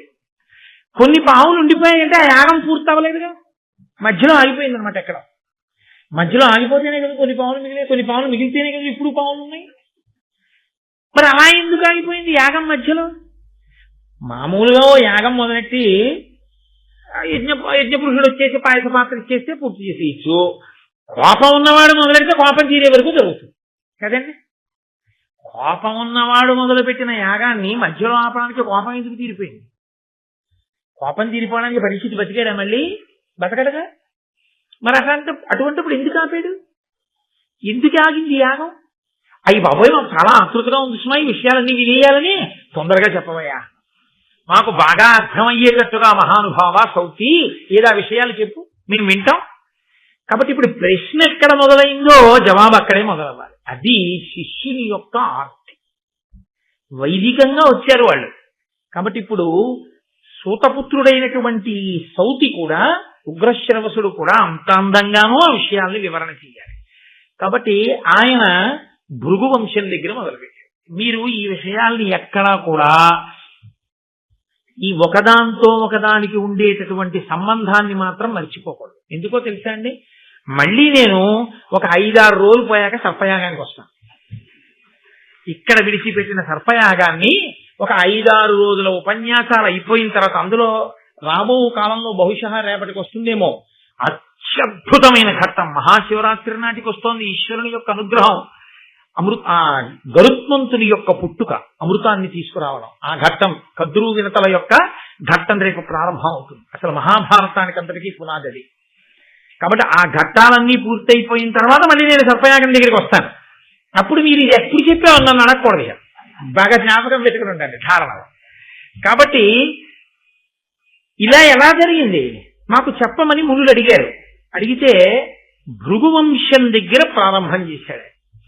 ఆ భృగువు ఆయన భార్య పులోమ, వాళ్ళిద్దరూ ఆశ్రమంలో చాలా అన్యోన్యంగా చక్కగా ఆనందంగా జీవితం గడుపుతున్నారు. గృహస్థాశ్రమంలో జీవితం ఎలా ఉండాలో అలా భృగువు జీవితాన్ని గడుపుతున్నాడు. గృహస్థాశ్రమము అనేటటువంటి మాటకి అర్థం తెలియకుండా గృహస్థాశ్రమంలో ఉండడం కన్నా దోషం ఇంకోట్లేదు. బ్రహ్మచర్యాశ్రమమునందు అంటే బ్రహ్మచారిగా ఉంటే నేనే బ్రహ్మచర్యంలో ఉంటాను. నేను గృహస్థాశ్రమంలోకి వస్తే అర్థం ఏమిటో తెలుసా అండి, మా ఆవిడ ఇంట్లో ఉంటానని గుర్తు. మనమేమంటామంటే నా ఇంట్లో మా ఆవిడ ఉందంటాం, తప్పు. గృహస్థాశ్రమము అన్న మాటకు అర్థం ఏమిటంటే నా భార్య ఇంట్లో నేను ఉంటున్నాను అని. అది ఎలా సంభవం అని మీరు అడుగుతారేమో. గృహము కదండి, గృహము అంటే ఇల్లు. అప్పటి వరకు తనకి ఇల్లు అనేం లేదు. అప్పటి వరకు గురువు గారి ఆశ్రమంలో కూర్చున్నాడు. ఉదయం సాయంకాలం 2 వేళల ఎందు అగ్నిహోత్రంలోకి తీసుకెళ్లి సమిధలు వేస్తాడు. సంధ్యావందనం చేసుకుంటాడు. గురువు గారు చెప్తే వెడతాడు, భిక్షాన్నం తీసుకొస్తాడు, లేకపోతే ఆ సమిధలు పట్టుకొస్తాడు, దర్భలు పట్టుకొస్తాడు. గురువు గారు చెప్పిన పాఠం వింటాడు, వేదాన్ని వెళ్ళి వేసుకుంటాడు. గృహస్థాశ్రమ ప్రవేశమునందు ఏమవుతుందంటే చాలా నియమాలు వదిలిపెట్టారు. నిన్న మీకు మనవి చేశాను కదా, కంటికి కాటుకు పెట్టుకోవడం మొదలు పెడతాడు, అదేంటి పూలదండలు వేసుకోవడం మొదలు పెడతాడు, తాంబూలం వేసుకోవడం మొదలు పెడతాడు. ఇవన్నీ మొదలు పెడితే గృహస్థాశ్రమం. గృహము అంటే ఇల్లు, గృహస్థు అంటే ఇంటి యందు ఉన్నవాడు. ఎవరి ఇంటి యందు? గృహిణి ఆవిడిది పేరు. ఈయన గృహస్థు అంటే గృహమునందు ఉన్నవాడు. గృహిణి గృహము తనదిగా కలది. ఇల్లు ఎవరిది? ఆవిడిది. నేను ఆఫీస్కి వెళ్ళి ఉద్యోగం చేసి జీతం ఇవ్వగానే నేను ఇలా తీసుకోగానే వేదాంతమునందు అది ఎవరితో తెలుసండి? మా ఆవిడిది. మా ఆవిడిదంటే నా విషయమే అనుకోకండి, మీ అందరి విషయంలో. వేదం మనందరికీ ప్రమాణమే. అలాగే వ్యాపారం చేసి డబ్బట్టుకొచ్చాడు, ఆయనది కాదు, ఆవిడిది. ఆవిడికి తెలియదండి, ఆవిడికి తెలియకుండా నేను బ్యాంకులో వేసి వచ్చానండి. ఆవిడికి తెలియకపోవచ్చు, వేదాంతంలో ఆవిడిదే డబ్బు. ఆయనెవరు? ఆవిడిదైన ఐశ్వర్యం దగ్గరికి వెళ్ళి ఈయన కూర్చున్నాడు ఆ ఇంట్లో. ఆవిడ కూర్చొనిచ్చి రావయా కూర్చో ఒప్పుకుంటున్నానంది. అందుకే ఆడపిల్ల ఎప్పటికీ తండ్రిదే. చతుర్థీ విభక్తి వేసి కన్యాదానం చేయరు. ఆడపిల్ల గురించి మాట్లాడే అధికారం తండ్రికి ఎప్పుడు ఉంటుందండి. ఉభయ వంశాల్ని తరింపచేస్తుంది. ఆడపిల్ల ఇంట్లో ఆయన ఉన్నాడు, అల్లుడు గారు ఉన్నాడు తప్ప అల్లుడు గారింట్లో అమ్మాయి ఉంది అని వేదాంతంలో చెప్తే తప్పదు. నా కూతురు విషయమైనా అంతే, నీ కూతురు విషయమైనా అంతే. మీ అమ్మాయి ఇంట్లో అల్లుడు ఉన్నాడు, మా అల్లుడింట్లో మా అమ్మాయి లేదు. ఐశ్వర్యం అంతా నా కూతురు. నా కూతురి ఐశ్వర్యాన్ని నా అల్లుడు అనుభవిస్తున్నాడు అంతే. నా విషయమైనా అంతే, నా భార్య ఐశ్వర్యాన్ని నేను అనుభవిస్తున్నాను. నా భార్యకి ఐశ్వర్యం లేకపోతే నేను ఇక్కడ కూర్చుని మాట్లాడే అదృష్టం నాకు పట్టదు. దాని ఐశ్వర్యం ఉంటేనే, దానికి కూడా ఐశ్వర్యం ఉంటేనే నాకు ఈ సభాపూజ్యత, లేకపోతే ఇది ఉండదు. అందుకే ఇల్లు ఇల్లాలు అంటారు. ఇల్లు తనది, ఆమెది, అందుకని ఇల్లాలన్న మాట ఆవిడిదే.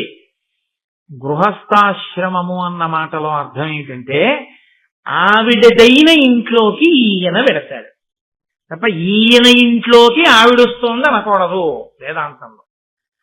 నేను మీకు ఏమైనా అనుమానం ఉంటే నేను చెప్పిన విషయంలో మీరు వేదభాష్యం చదువుకోండి, లేకపోతే వేదం తెలిసిన పెద్దలు నేను అడగండి, ఒకటేసారి ఇలా చెప్పాను నిజమేనండి.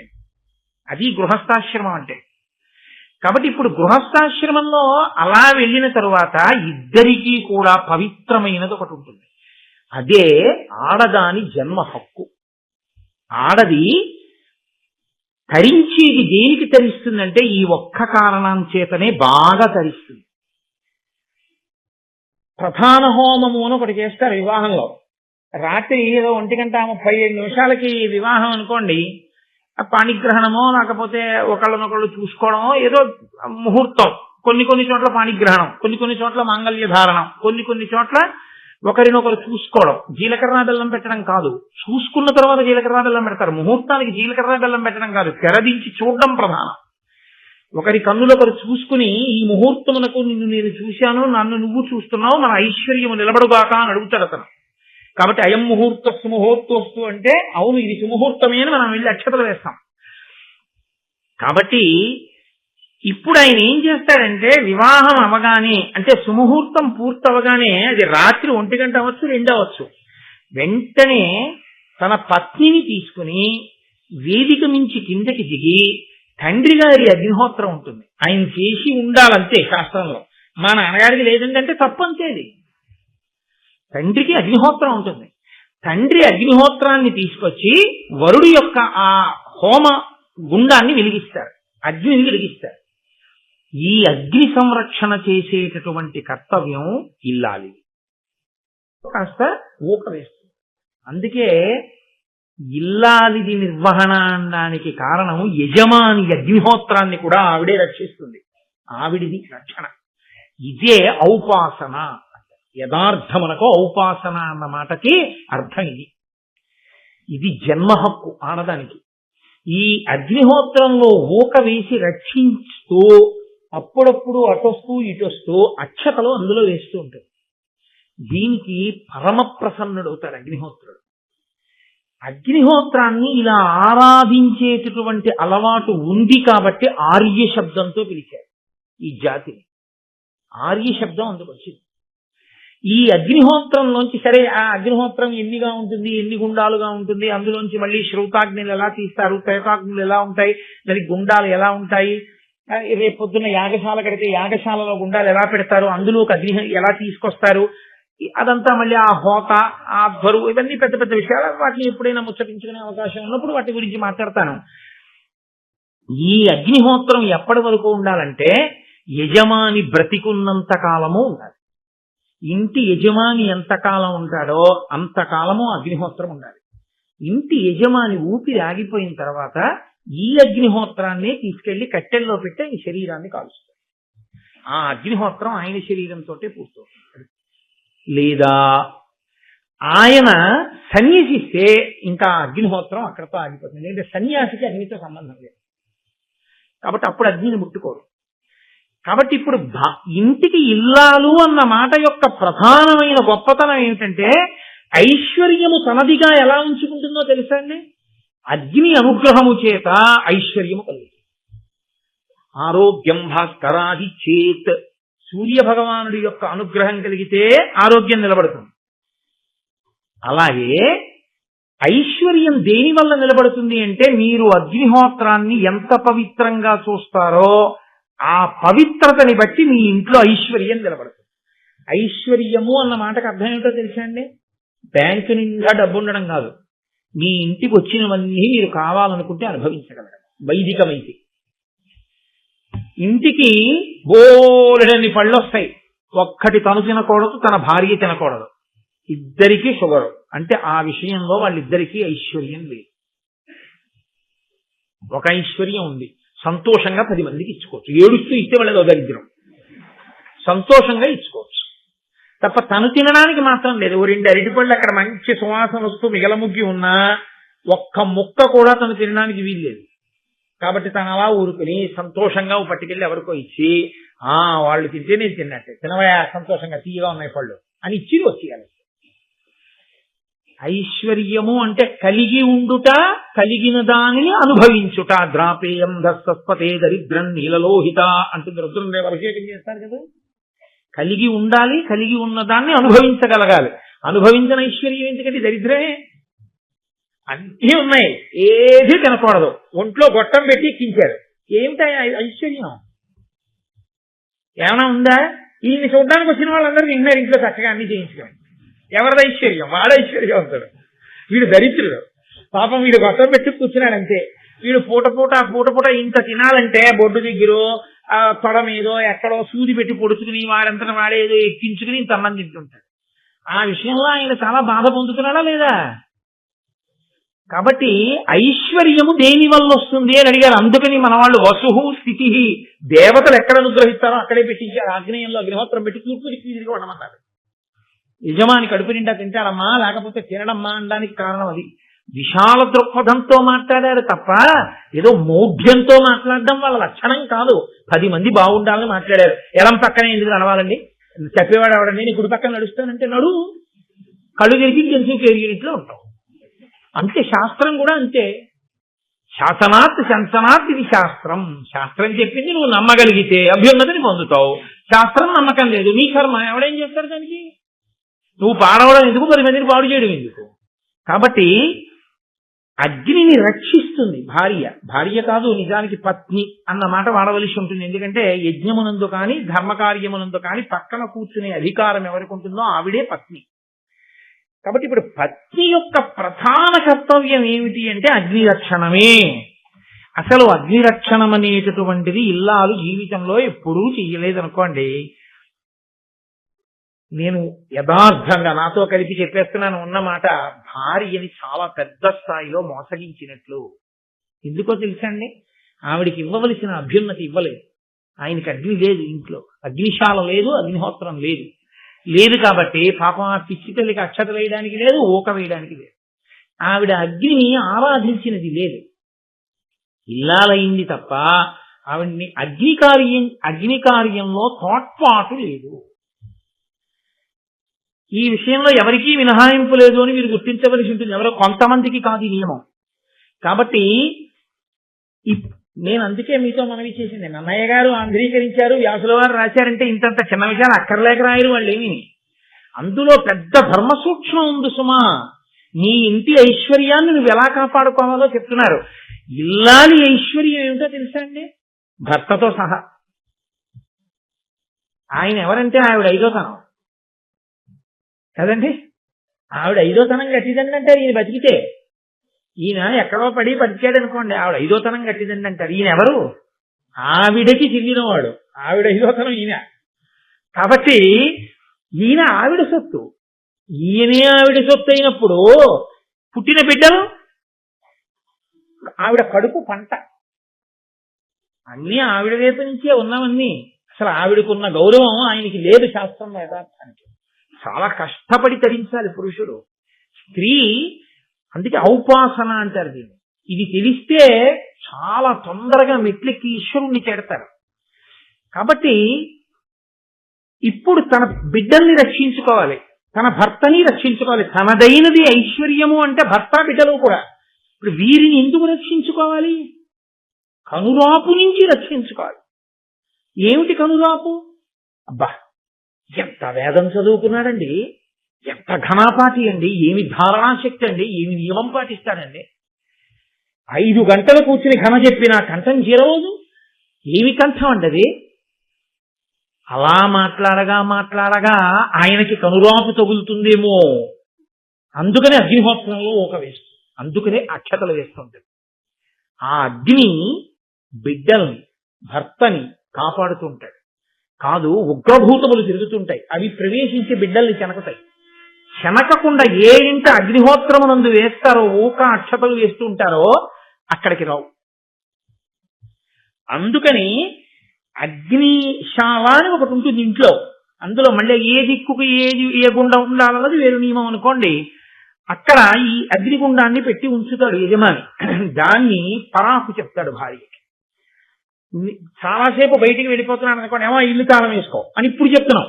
అప్పుడు ఏం చెప్పేవారంటే అగ్నిని జాగ్రత్తగా చూసుకో, నేను వెళ్ళొస్తాను. ఎందుకంటే మళ్ళీ ఆ అగ్ని వెలిగించాలంటే దానికి ఒక పెద్ద పద్ధతి, అది నిధనం అయిపోతాయి.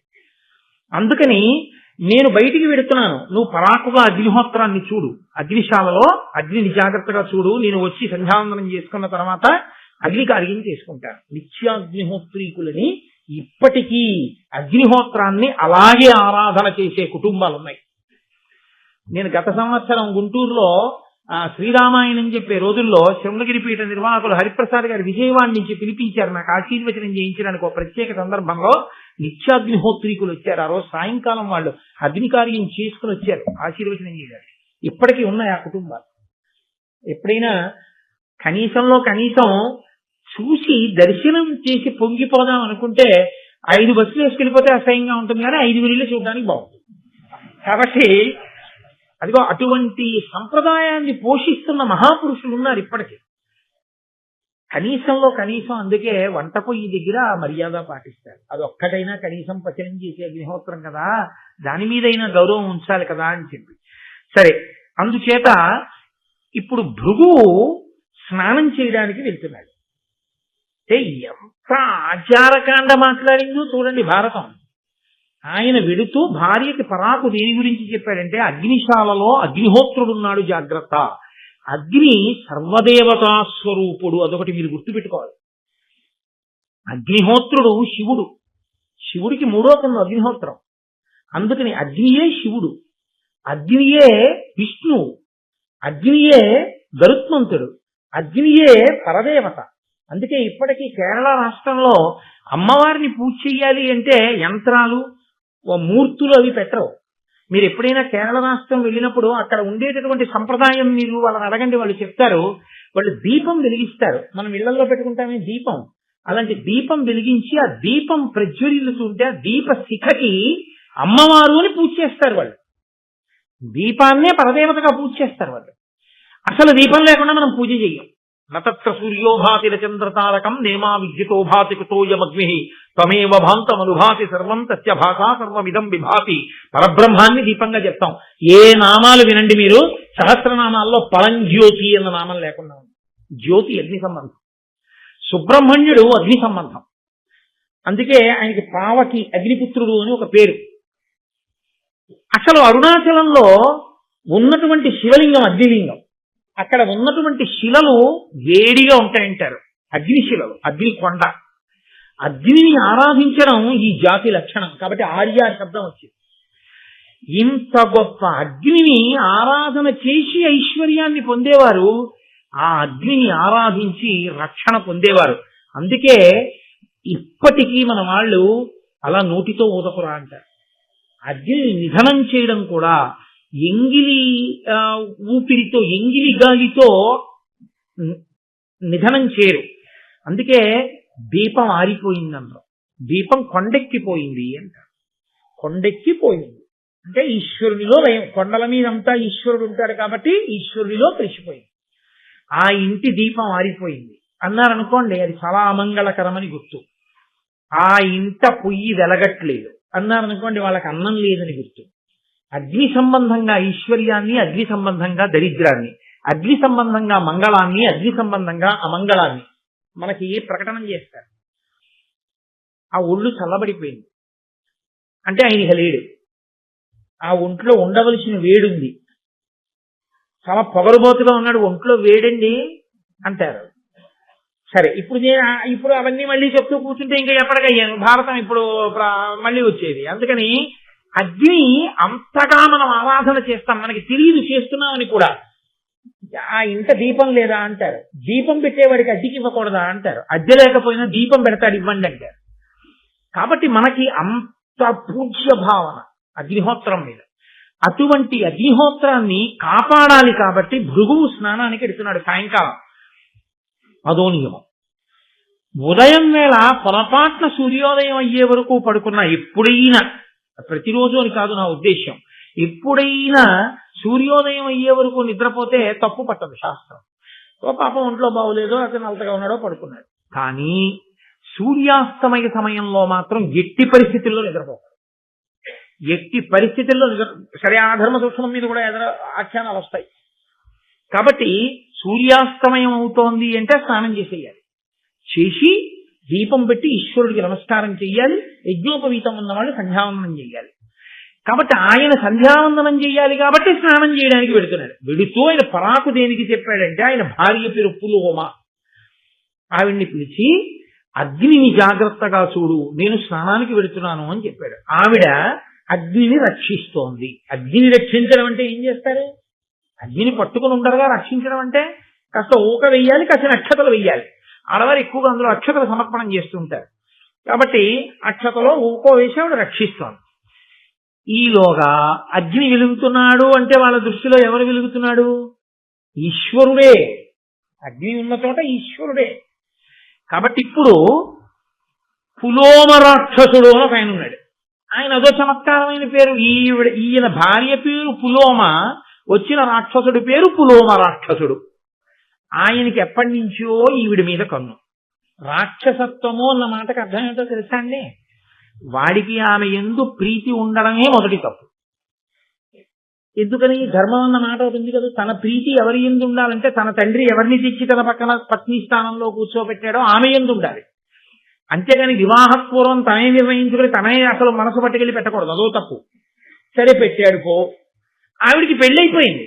పెళ్ళైపోయిన తర్వాత కూడా ఆవిడ మీద మనసు పెట్టుకోవడం ఇంకో పెద్ద తప్పు. తప్పుల్లో పెద్ద తప్పు అంటే ఏంటో తెలుసా అండి? అర్థం పర్థం లేని మాటలు కొన్ని మాట్లాడుతుంటారు. ఆవిడికి 60 ఏళ్ళు వచ్చేస్తాయి. నేను సందర్భంలో చూసి తెల్లబోయాను. 60 ఏళ్ళు వచ్చేస్తాయి. ఓ 70 ఏళ్ల వాడు వచ్చి అంటాడు, దీన్ని నాకే ఇచ్చి చేద్దాం అనుకున్నారు చిన్నతనంలో, కానీ దాన్ని వాడికి ఇచ్చారు మళ్ళీ అంటారు. అదేంటది? 70 ఏళ్ళకి నువ్వు అనవలసిన మాట అది. అప్పుడు కూడా ఇంకా నీ వ్యామోహాన్ని నువ్వు గుర్తు చేసుకోవట్లేదు. ఏమిటి దొడ నిన్ను అలా అంటాడైనా అన్నారు. వాడి మొహం వాడు అలాగే మాట్లాడతారా అంటున్నాడు. ఎంత అసహ్యంగా ఉందో ఆ మాట అసలు. అంటే సంస్కారం అనంత దోషం ఉందని గుర్తు. నేను యథార్థంగా విన్నాను. నా కర్మ కొద్దీ నాకే తగులుతాయో అని. కాబట్టి ఇలాంటి సన్నివేశంలో ఆ పులోమ రాక్షసుడికి ఆ పులోమ మీద మనసు ఉండిపోయింది. భృగువు స్నానానికి వెళ్ళాడు. ఈయన గబగబా వచ్చాడంటే ఎప్పటి నుంచి వెతుకుతున్నాడు వీడు ఎక్కడుందని. వాడు వచ్చాడు గబగబా. వచ్చి వాడికి అనుమానం వచ్చింది, ఈవిడైనా పులోమ. ఎందుకంటే ఆవిడే పులోమ కాదా తెలుసుకుని తన వ్యామోహ ప్రకటనం చేద్దామని. ఎవరిని అడగాలి? అక్కడ ఉన్నది అగ్నిహోత్రుడు ఉన్నాడు, ఆవిడుంది. ఇప్పుడు అగ్నిహోత్రుడు ఈశ్వరుడు అన్న భావన వాడికి కూడా ఉంటే ఆయన మాట్లాడతాడరా, పలుకుతాడరా, ఆయన దేవతరా అనుకుంటే ఆయన అడుగుతాడు కదండి. మీరు ఈ విషయం చాలా జాగ్రత్తగా గమనించాలి. ఆయన దేవత అన్న విషయంలో వాడికి అనుమానం లేదు. కాబట్టి ఆయన అడగాలి, ఈవిడైనా పులోమ అని. అలాగే అడిగాడు. ఈవిడ పులోమయేనా అని అడిగాడు. ఇప్పుడు అగ్నిహోత్రుడు సంకటంలో పడ్డాడు. ఏం ఆయనకి సంకటం ఎందుకని మీరంటారేమో. ఆయన లోకంలో చేసి పాడవుతున్న వాళ్ళు, చెయ్యక పాడవుతున్న వాళ్ళు ఇద్దరిని చూస్తుంటారు. ఒంట్లో వేడున్నంతసేపేగా ఏదైనా చెయ్యాలి. ఒంట్లో వేడుండగా చెయ్యకూడనివి చేసి పాడవుతున్నవాడు, ఒంట్లో వేడున్నప్పుడు చెయ్యవలసినవి చెయ్యక పాడవుతున్నవాడు, ఇద్దరిని చూస్తున్నాడుగా ఆయన. అందుకని ఆయనకి సత్యము అసత్యము గురించి బాగా అవగాహన ఉంది. ఆయన అనుకున్నాడు, ఈమె పులోమ అని నేనంటే వీడు రాక్షసుడు ఎత్తుకుపోతే భృగు వచ్చి నన్ను చెప్పిస్తాడు. ఎందుకు చెప్పావు మా ఆవిడ పులోమని అంటాడు. చెప్పకపోతే నాకు తెలియదయ్యానో ఈవిడ పులోమ కాదనో ఏదో చెప్తే అసత్య దోషం వస్తుంది. ఇప్పుడు ఆయన ఏం చేశాడంటే దోషాల్లో చిన్న దోషం ఏది లెక్క కట్టుకున్నాడు. అసత్యమార్థం తక్కువ దోషమా, ఈవిడ పులోమ అని చెప్పేస్తే ఒకవేళ ఇతను ఏదైనా అపకారం చెయ్యడం సాధ్యం కాదు. ఎందుకని? ఈవిడ అగ్నిని ఆరాధిస్తోంది కాబట్టి ఈవిడ రక్షింపబడుతుంది తప్పకుండా. నా అనుగ్రహమే మళ్ళీ రక్షిస్తుంది ఈవిడ్ని. కానీ ఈవిడికి బాధ కలుగుతుంది కదా, ఏదో ఒక బాధ కలుగుతుంది రాక్షసుడి వల్ల. అప్పుడు భృగువు కోపం వస్తుంది. ఎవరు చెప్పాడు అసలు ఈవిడ పులోమని అంటే? ఈయనే చెప్పాడంటున్నాడు. అప్పుడు నన్ను శపిస్తాడు. శాపం పుచ్చుకోనా అబద్ధమాడినా అని ఆలోచించాడు. అబద్ధమాడమే పెద్ద దోషం. శాపం వస్తే ఆయన కాళ్ళ మీద పడి మళ్ళీ అనుగ్రహం వేడుకుని శాపం పోగొట్టుకోవచ్చు. కాబట్టి నేను సత్యమే మాట్లాడతాను అన్నాడు. అంటే మాట మాట్లాడేటప్పుడు సత్యాసత్యముల గురించి ఎంత పరిశీలన ఉండేదో మీరు చూడండి. సరే, ఇందులో మళ్ళీ చిన్న దోషం వచ్చింది, నేను మీకు వివరణ చేస్తాను ఆ విశేషాన్ని. ఆయన ఈమెయే పులోమ అని అనగానే ఆ రాక్షసుడు అన్నాడు, అసలు ఈవిడికి పెళ్ళవక ముందు ఎప్పుడో ఈవిడిని నేనే చేసుకుందాం అనుకున్నాను, ఇదిగో ఈ భృగు చేసేసుకున్నాడు. అసలు ఇంకో విచిత్రం తెలుసా, ఆవిడ పేరు నా పేరు ఒకటే. అదో విచిత్రంగా ఉంటుంది లోకంలో. ఏమిటో అలా పేర్లన్నీ ఒక్కలా పెడితే అందరూ ఒక్కలా అయిపోతారా? మా స్నేహితుడు ఉండేవాడు చిన్నతనంలో, అప్పాజీ, దాదాజీ, నేతాజీ, బాలాజీ, శివాజీ అని 5 అన్నదమ్ములకి పేర్లు ఏమిటో అలా జీతో ఉండేవాడు. అలా అదో సంతోషం, కొంతమంది అలా పెట్టుకుంటూ ఉంటారు. అలా నా పేరు పులోమ రాక్షసుడు, ఈవిడ పేరు పులోమ. పెళ్లికి ముందు ఈవిడిని నేను చేసుకుందాం అనుకున్నాను, భృగు చేసుకున్నాడు. అయితేనే తప్పే వచ్చింది, ఇదే పట్టుకుపోతానని ఎత్తుకుపోతాడు. ఎత్తుకుపోయేటప్పుడు తేలిగ్గా ఉంటుందని వాడు పంది రూపం తీసుకుని ఆవిడ ఎత్తుకుపోతాడు. ఆవిడ కన్నీటి ధారతో ఏడుస్తూ ఉండగా, భర్త కోసం అరుస్తూ ఉండగా ఎత్తుకుపోయాడు. ఆవిడ్ని చాలా దూరం ఎత్తుకుపోతుంటే ఆవిడ నిండు గర్భిణి. ఆవిడ గర్భంలోంచి ఆ పంది ఎత్తుకుపోతున్న కుదుపులకి ఒక పిల్లవాడు జారి కింద పడిపోయాడు. ఆ కింద జారి పడిపోయాడు కాబట్టి ఆ పిల్లవాడికి చ్యవనుడు అని పేరు. ఆ కింద పడిపోయిన పిల్లవాడు పరమతేజోస్వరూపుడై ప్రళయకాలపు అగ్నిహోత్రం ఎలా ఉంటుందో అలా ఎవడురా మా అమ్మకు అపరాధం చేసిన వాడు అని చూశాడు పులోమ రాక్షసుని వంట. వెంటనే వాడు బూడిదైపోయాడు. ఈవిడ పిల్లవాడిని సంకనేసుకుని మళ్ళీ అంత దూరం నుంచి నడుచుకుంటూ ఇంటికి వచ్చింది. ఈలోగా ఈవిడ ఎత్తుకుపోతున్నప్పుడు ఏడ్చింది కదూ. మహాపతివ్రత కంటి వెంట పడినటువంటి నీటి బిందువులు ఒక పెద్ద నదిగా మారిపోయి ప్రవహించాయి. అదేం సామాన్యమైనటువంటి విషయమా?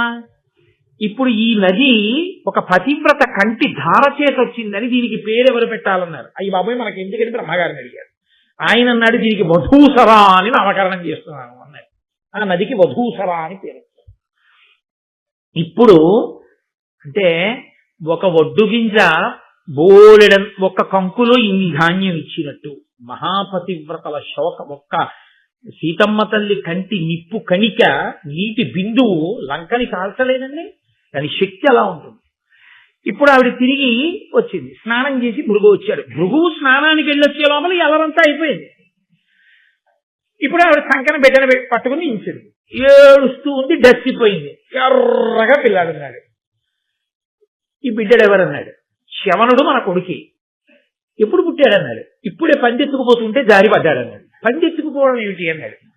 అంటే ఇదిగో పులోమ రాక్షసుడు అన్నవాడు వచ్చాడు, ఈమె పులోమయేనా అని అడిగాడు. అడిగితే ఈమెయే పులోమ అని తెలియగానే నన్ను ఎత్తుకుపోయాడు. ఈ పిల్లవాడు జారి పడ్డాడు, పడుతూనే కోపంగా చూశాడు, వాడు బూడిదైపోయాడు. ఆ పిల్లవాడి తేజస్సు అటువంటిది, అగ్ని ఆరాధించినటువంటి ఫలితం.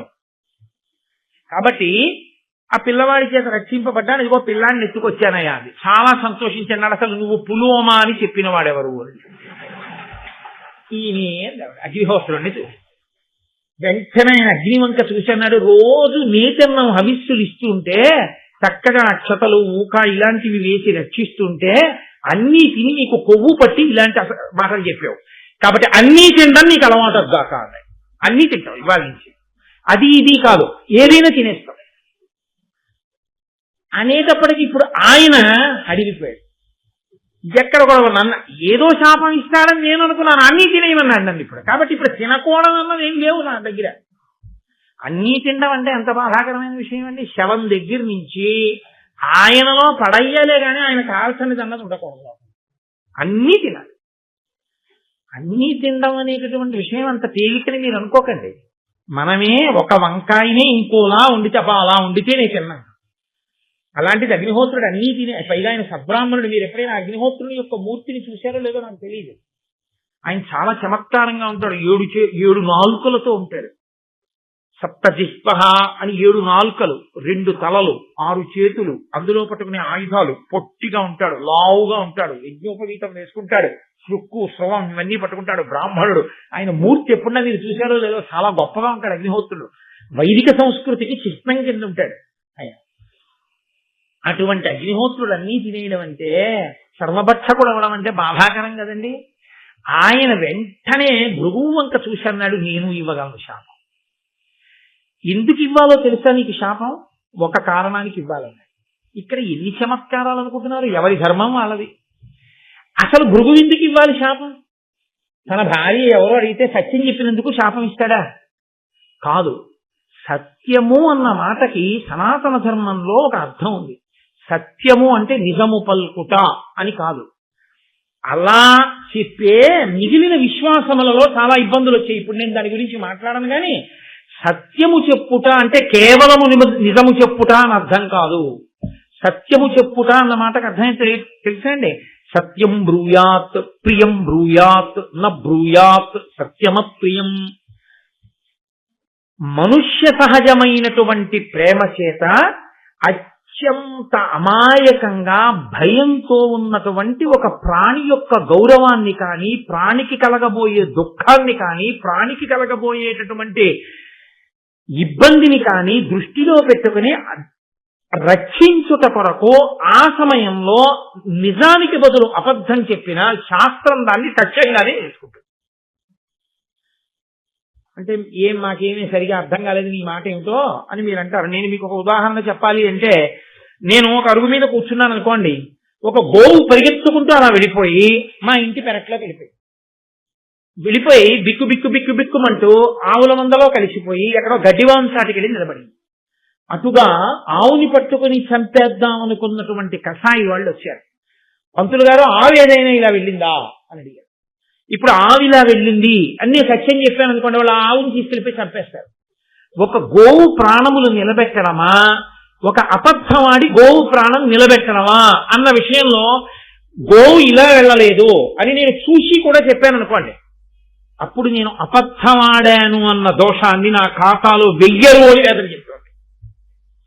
ఎందుకు వెయ్యరో తెలుసా అండి? ఒక పెద్ద సత్యాన్ని రక్షించడం కోసం ఒక చిన్న అసత్యాన్ని పలికితే అది అసత్యంలోకి రాదు. కానీ అలాగనే అన్వయం చేసేసుకుని అన్ని ధర్మం అని చెప్పి అసత్యాలు ఆడకూడదు. పెద్ద ధర్మాన్ని నిలబెట్టడానికి చిన్న అసత్యాన్ని ఆడినా అది దోషము కిందకి రాదు, సత్యమే అవుతుంది. అయినప్పుడు ఈమె పులోమా అని చెప్తే నిండు గర్భిణి అయినటువంటి ఆవిడ్ని రాక్షసుడు అపహరించి తీసుకెడితే భర్త భృగువు దగ్గర లేడు, ఎంత ఉపద్రవం వస్తుంది ఆవిడికి. అప్పుడు అగ్నిహోత్రుడు చెప్పవలసింది సత్యమా, ఈమె పులోమ కాదు అని ఒక మాట చెప్తే, ఒక స్త్రీ భృగువు యొక్క భార్య మహాపతివ్రత నిండు చూలాలు, ఆమె మానాన్ని గౌరవాన్ని రక్షించినటువంటి ప్రయోజనం చేత అగ్నిహోత్రుడు సత్యమే పలికిన వాడై ఉండేవాడు. అగ్నిహోత్రుడు సత్యము పలుకుతున్నాను అనుకుని సత్యము యొక్క పరిధిని దాటిపోయాడు. అది అక్కడ ధార్మికమైనటువంటి దోషం, అందుకు ఇచ్చాడు శాపవాక్కు. కాబట్టి ఇప్పుడు భృగువు ఇచ్చిన దాంట్లో దోషం లేదు, కానీ భృగువు ఇచ్చినటువంటి శాపవాక్కునందు దోషం చెయ్యని వాళ్ళు వచ్చి పడిపోయారు, లోకమంతా వచ్చి పడిపోయారు. ఎలా పడిపోయిందో తెలుసా అండి? నీవు అన్నీ తిను అన్నాడు కదా, ఇప్పుడు ఆయన అన్నీ తినడం మొదలెట్టాడు అనుకోండి, ఆయన అశుచి అవుతాడు. అందులోకి పట్టుకెళ్ళి మీరు అశుద్ధం పడేసినా కాలవలసిందే. ఇప్పుడు అగ్నిహోత్రుడే తిన్నాడు, అగ్నిహోత్రుడు అలా అన్నీ తినేస్తుంటే ఆయన అశుచి అయిపోతాడు. నిన్ననైనా మీరు విన్నారు, అమృతం తాగినా ఆచమనం చేయవలసి వచ్చింది. ఇంకా అశుద్ధం తినవాడు ఆచమనం చెయ్యొద్దు. అగ్నిహోత్రుడు అన్నీ తింటుంటే అశుచి అవుతాడు. అశుచి అయితే అన్ని చోట్ల ఎక్కడ ఏం కాలుస్తున్నాడో ఎవరికీ తెలియదు. మీరు ఇక్కడ చేస్తున్నటువంటి యజ్ఞం నిష్ఫలమైపోతుంది. ఎందుకైపోతుంది? మీరు అగ్నిముఖత ఇచ్చినవి పుచ్చుకోవడానికి ఆయనకు అధికారం లేదు. ఎందుకనంటే ఆయన అశుచిగా ఉన్నాడు. అశుచిగా ఉన్నవాడు పుచ్చుకున్నాడు కాబట్టి ఇప్పుడు దేవతలకు అన్నం దొరకదు. ఇది పరమేశ్వరుడు పెట్టిన వ్యవస్థ. ఇది ఎంత చమత్కారంగా ఉంటుందంటే, ప్రభుత్వం మనకి జీతం ఇస్తుంది, ప్రభుత్వం మన దగ్గర నుంచి పన్ను కట్టించుకుంటుంది. పన్ను కట్టించుకున్న ప్రభుత్వం ఇంకొంతమందికి గ్రంథాలయాలు పెడుతుంది, హాస్పిటల్స్ పెడుతుంది, కారాగారాలు పెడుతుంది, దొంగల్ని తీసుకెళ్లి అందులో పెడుతుంది, పుస్తకాలు చదువుకునే వాళ్ళని ఇందులో చదువుకోమంటుంది, కొంతగా ఉద్యోగాలు ఇస్తుంది, ఉద్యోగాలు ఇచ్చి జీతాలు ఇస్తుంది, జీతాలు ఇచ్చి పన్నులు కట్టించుకుంటుంది. ఏ ప్రభుత్వం జీతం ఇచ్చి పన్ను కట్టించుకుంటుందో మళ్ళీ ఈ పన్నుతో నడిపిస్తూ ఉంటుందో వ్యవస్థని, అలాగే పరమేశ్వరుడు ఒక వ్యవస్థ చేశాడు. నీకు దేవతలు ఐశ్వర్యం ఇస్తారు, వర్షం కురవడం దేవతల చేతిలో ఉంటుంది, దేవతల ఆకలి తీర్చడం నీ చేతిలో ఉంటుంది. వాళ్ళు వర్షం కురిపిస్తారు, నీకు పంటలు పండుతాయి. నువ్వు పంట ఇంటికి తెచ్చుకుని యజ్ఞం చేసి యజ్ఞంలో హవిస్సుని ఆ హవిస్సు వాళ్ళు పుచ్చుకుంటారు, వాళ్ళు భోజనం చేస్తారు, వాళ్ళ కడుపు నిండుతుంది, వాళ్ళు తృప్తి పొందుతారు, వాళ్ళు మళ్ళీ వర్షం కలిగిస్తారు, మళ్ళీ పంటలు పండుతాయి, మళ్ళీ యజ్ఞం చేయి, కొంత పదార్థాన్ని హవిస్సుగా ఇయ్యి, మళ్ళీ దేవతలు తృప్తి పొందుతారు. ఈ చక్రం ఇలా తిరగాలి, ధర్మచక్రం అనుష్ఠానపరంగా తిరుగుతూ ఉండాలని ఈశ్వరుడు నియమనం చేశాడు దానికి. ఇప్పుడు అగ్నిహోత్రుడు అశుచి అయిపోయాడు అనుకోండి, దేవతలకు భోజనాలు ఎలాగా?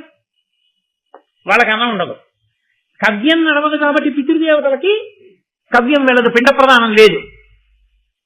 దేవతలు అనుగ్రహించారు కాబట్టి వర్షాలు లేవు, కాబట్టి భూలోకంలో పంటలు లేవు, వీళ్ళెవరికే అన్నం దొరకదు, నదుల్లో నీరుండదు, దాహం తీరదు. కాబట్టి ఇప్పుడు లోకాలన్నీ ఏమైపోయి ఇబ్బందిలోకి వెళ్ళాయి. నువ్వు నేను అసత్యం పలికాను అని నువ్వు అనుకుంటే నాకు ఇంకేమైనా శాపం నువ్వు ఇచ్చి ఉండవలసింది. ఇప్పుడు నువ్వు అన్న మాట వల్ల ఏమైందో తెలుసా?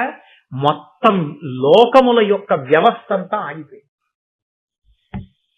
నేను అసత్యం పలికానన్నావు, నువ్వు కోపంతో తొందరపడ్డావు, తొందరపడి నా మీద విడిచిపెట్టిన వాక్కుకి మొత్తం లోకముల యొక్క స్థితి అంతా కూడా నిలబడిపోయింది. కోపం వల్ల వచ్చేటటువంటి ఉపద్రవాలు ఎలా ఉంటాయో చూడండి. గవ్వా ఒక్క మాట నోరు జారిపోయిందో ఎంత దూరం వెళ్ళిపోతుందో చూడండి. కాబట్టి ఇప్పుడు ఆయన అన్నాడు అగ్నిహోత్రుడు, అడిచిన తిట్టినం మరి మహాపరుషంబులు పల్కి అల్కతో పొడిచిన ఉత్తమ ద్విజులు పూజ్యులు వారలకెగ్గు చేసిన చెడు ఇహమున్ పరము ఇది సిద్ధము కావుటెరింగి భక్తి ఎప్పుడు ధరణి సురోత్తముల పూజల తంపుదు అల్కనోడుదు. నేను కూడా నిన్ను శపించగలను, కానీ అనుష్ఠాన తత్పరులై వేదాంగములను నేర్చుకుని నిత్యం దేవతల్ని పరమభక్తితో ప్రీతితో పూజ చేసేటటువంటి బ్రాహ్మణుల నోటి వెంట వచ్చేటటువంటి మాట ఎంత దూరమైనా వెళ్ళిపోతుంది. కాబట్టి వాళ్ళు ఎగ్గులు పలికినా తిట్టినా పొడిచినా కొట్టినా ఓర్పు వహించి మాట్లాడటం లేదు తప్ప తిరిగి శాపం ఇవ్వలేని వాళ్ళకు కాదు. అందుకుని ఊరుకున్నాను దుగు అని. ఇంకా ఎలాగో నేను ఏమీ చెయ్యలేను, ఈ లోకానికి ఏ ఉపకారం చెయ్యగలిగే స్థితి నాకు పోయింది అని సర్వప్రాణుల నుండి తన తేజస్సుని ఉపసంహారం చేశాడు. లోకంలో ఎక్కడ వేడి లేదు, ఇక అగ్నిహోత్రం ఆగిపోయింది. అగ్నిహోత్రం ఆగిపోగానే యజ్ఞయాగాదులు ఆగిపోయాయి, నిత్యాగ్నిహోత్రాలు ఆగిపోయాయి, దేవతలకి హవిస్సులు ఆగిపోయాయి, పితృదేవతలకి కవ్యాలు ఆగిపోయాయి, పిండ ప్రదానాలు ఆగిపోయాయి, ఇక్కడ వర్షాలు ఆగిపోయాయి, లోకమంతా సంక్షోభంలో వెళ్ళిపోయింది. అందరూ పరిగెత్తుకుంటూ చతుర్ముఖ బ్రహ్మగారి దగ్గరికి వెళ్ళారు. ఏ ఆపదొచ్చినా అందరూ ముందు ఆయన దగ్గరికి పరిగెత్తారు. పరిగెత్తి, అయ్యా ఇదిగో భృగువు అగ్నిహోత్రుణ్ణి శపించాడు, అగ్నిహోత్రుడు కాంతినంతటి ఉపసంహారం చేసేశాడు, ఎక్కడ ఏమీ జరగట్లేదు, ఎలా అన్నాడు. ఆయన అగ్నిహోత్రుణ్ణి పిలిపించాడు. పిలిపించి ఆయన అన్నాడు, ప్రకటిత భూత సంతతికి భర్తవు నీవా, చరాచర ప్రవృత్తికి మరి హితుభూతుడవు, దేవముఖుండవు నీవు, లోక పావకుడవు నీవు, ఇట్టి అనవద్య గుణండవు నీకు, విశ్వభారక భువన ప్రవర్తన పరాన్ముఖ భావము పొందపాడియే. ఏమయ్యా, నువ్వు ఈ భూత సంతతికంతటికి కూడా భర్తవి ధరించేవాడివి. ఈ వేడి ఉన్నంతసేపు ఈ ప్రాణాలన్నీ ఉంటాయి. లోకంలో ఆ వేడి వల్లనే పదార్థములు పచనమవుతాయి, పచనమై రుచి వస్తుంది. అగ్నిహోత్రం వల్ల వండుకోకపోతే రుచి ఎక్కడుందండి? 4 వంకాయ ముక్కలు కొత్తిమీర పెట్టుకుంటే తింటామా? 2 పచ్చిమిరకాయ ముక్కలు కలుపుకుని ఉడికిస్తేనే రుచి. కాబట్టి లోకమంతా నీ వలననే నిలబడుతోంది. నీ ముఖంలోనే, నీ ముఖత బ్రాహ్మణులు హవిస్సునిచ్చి దేవతలను తృప్తిపరుస్తారు. లోకములన్నీ నీ వలన నిలబడుతున్నాయి, నువ్వు లోక భర్తవి. అటువంటి వాడికి ఇంత కోపగించి నీ తేజస్సుని ఉపసంహారం చెయ్యొచ్చా అంటే అగ్నిహోత్రుడు తనకి కలిగినటువంటి ఇబ్బందిని చెప్పాడు. బ్రహ్మగారు అన్నారు, ఇప్పుడు భృగువు వాక్కుని వెనక్కి తీయడం కుదరదు, కాబట్టి నీవు సర్వభక్షకుడవే, అన్నీ తింటావు, అన్నీ నువ్వు తిన్నా నీ పవిత్రతకి లోపం లేదు, నువ్వు ఎప్పుడూ పవిత్రుడవే, నీకు నేను వరం ఇస్తున్నాను.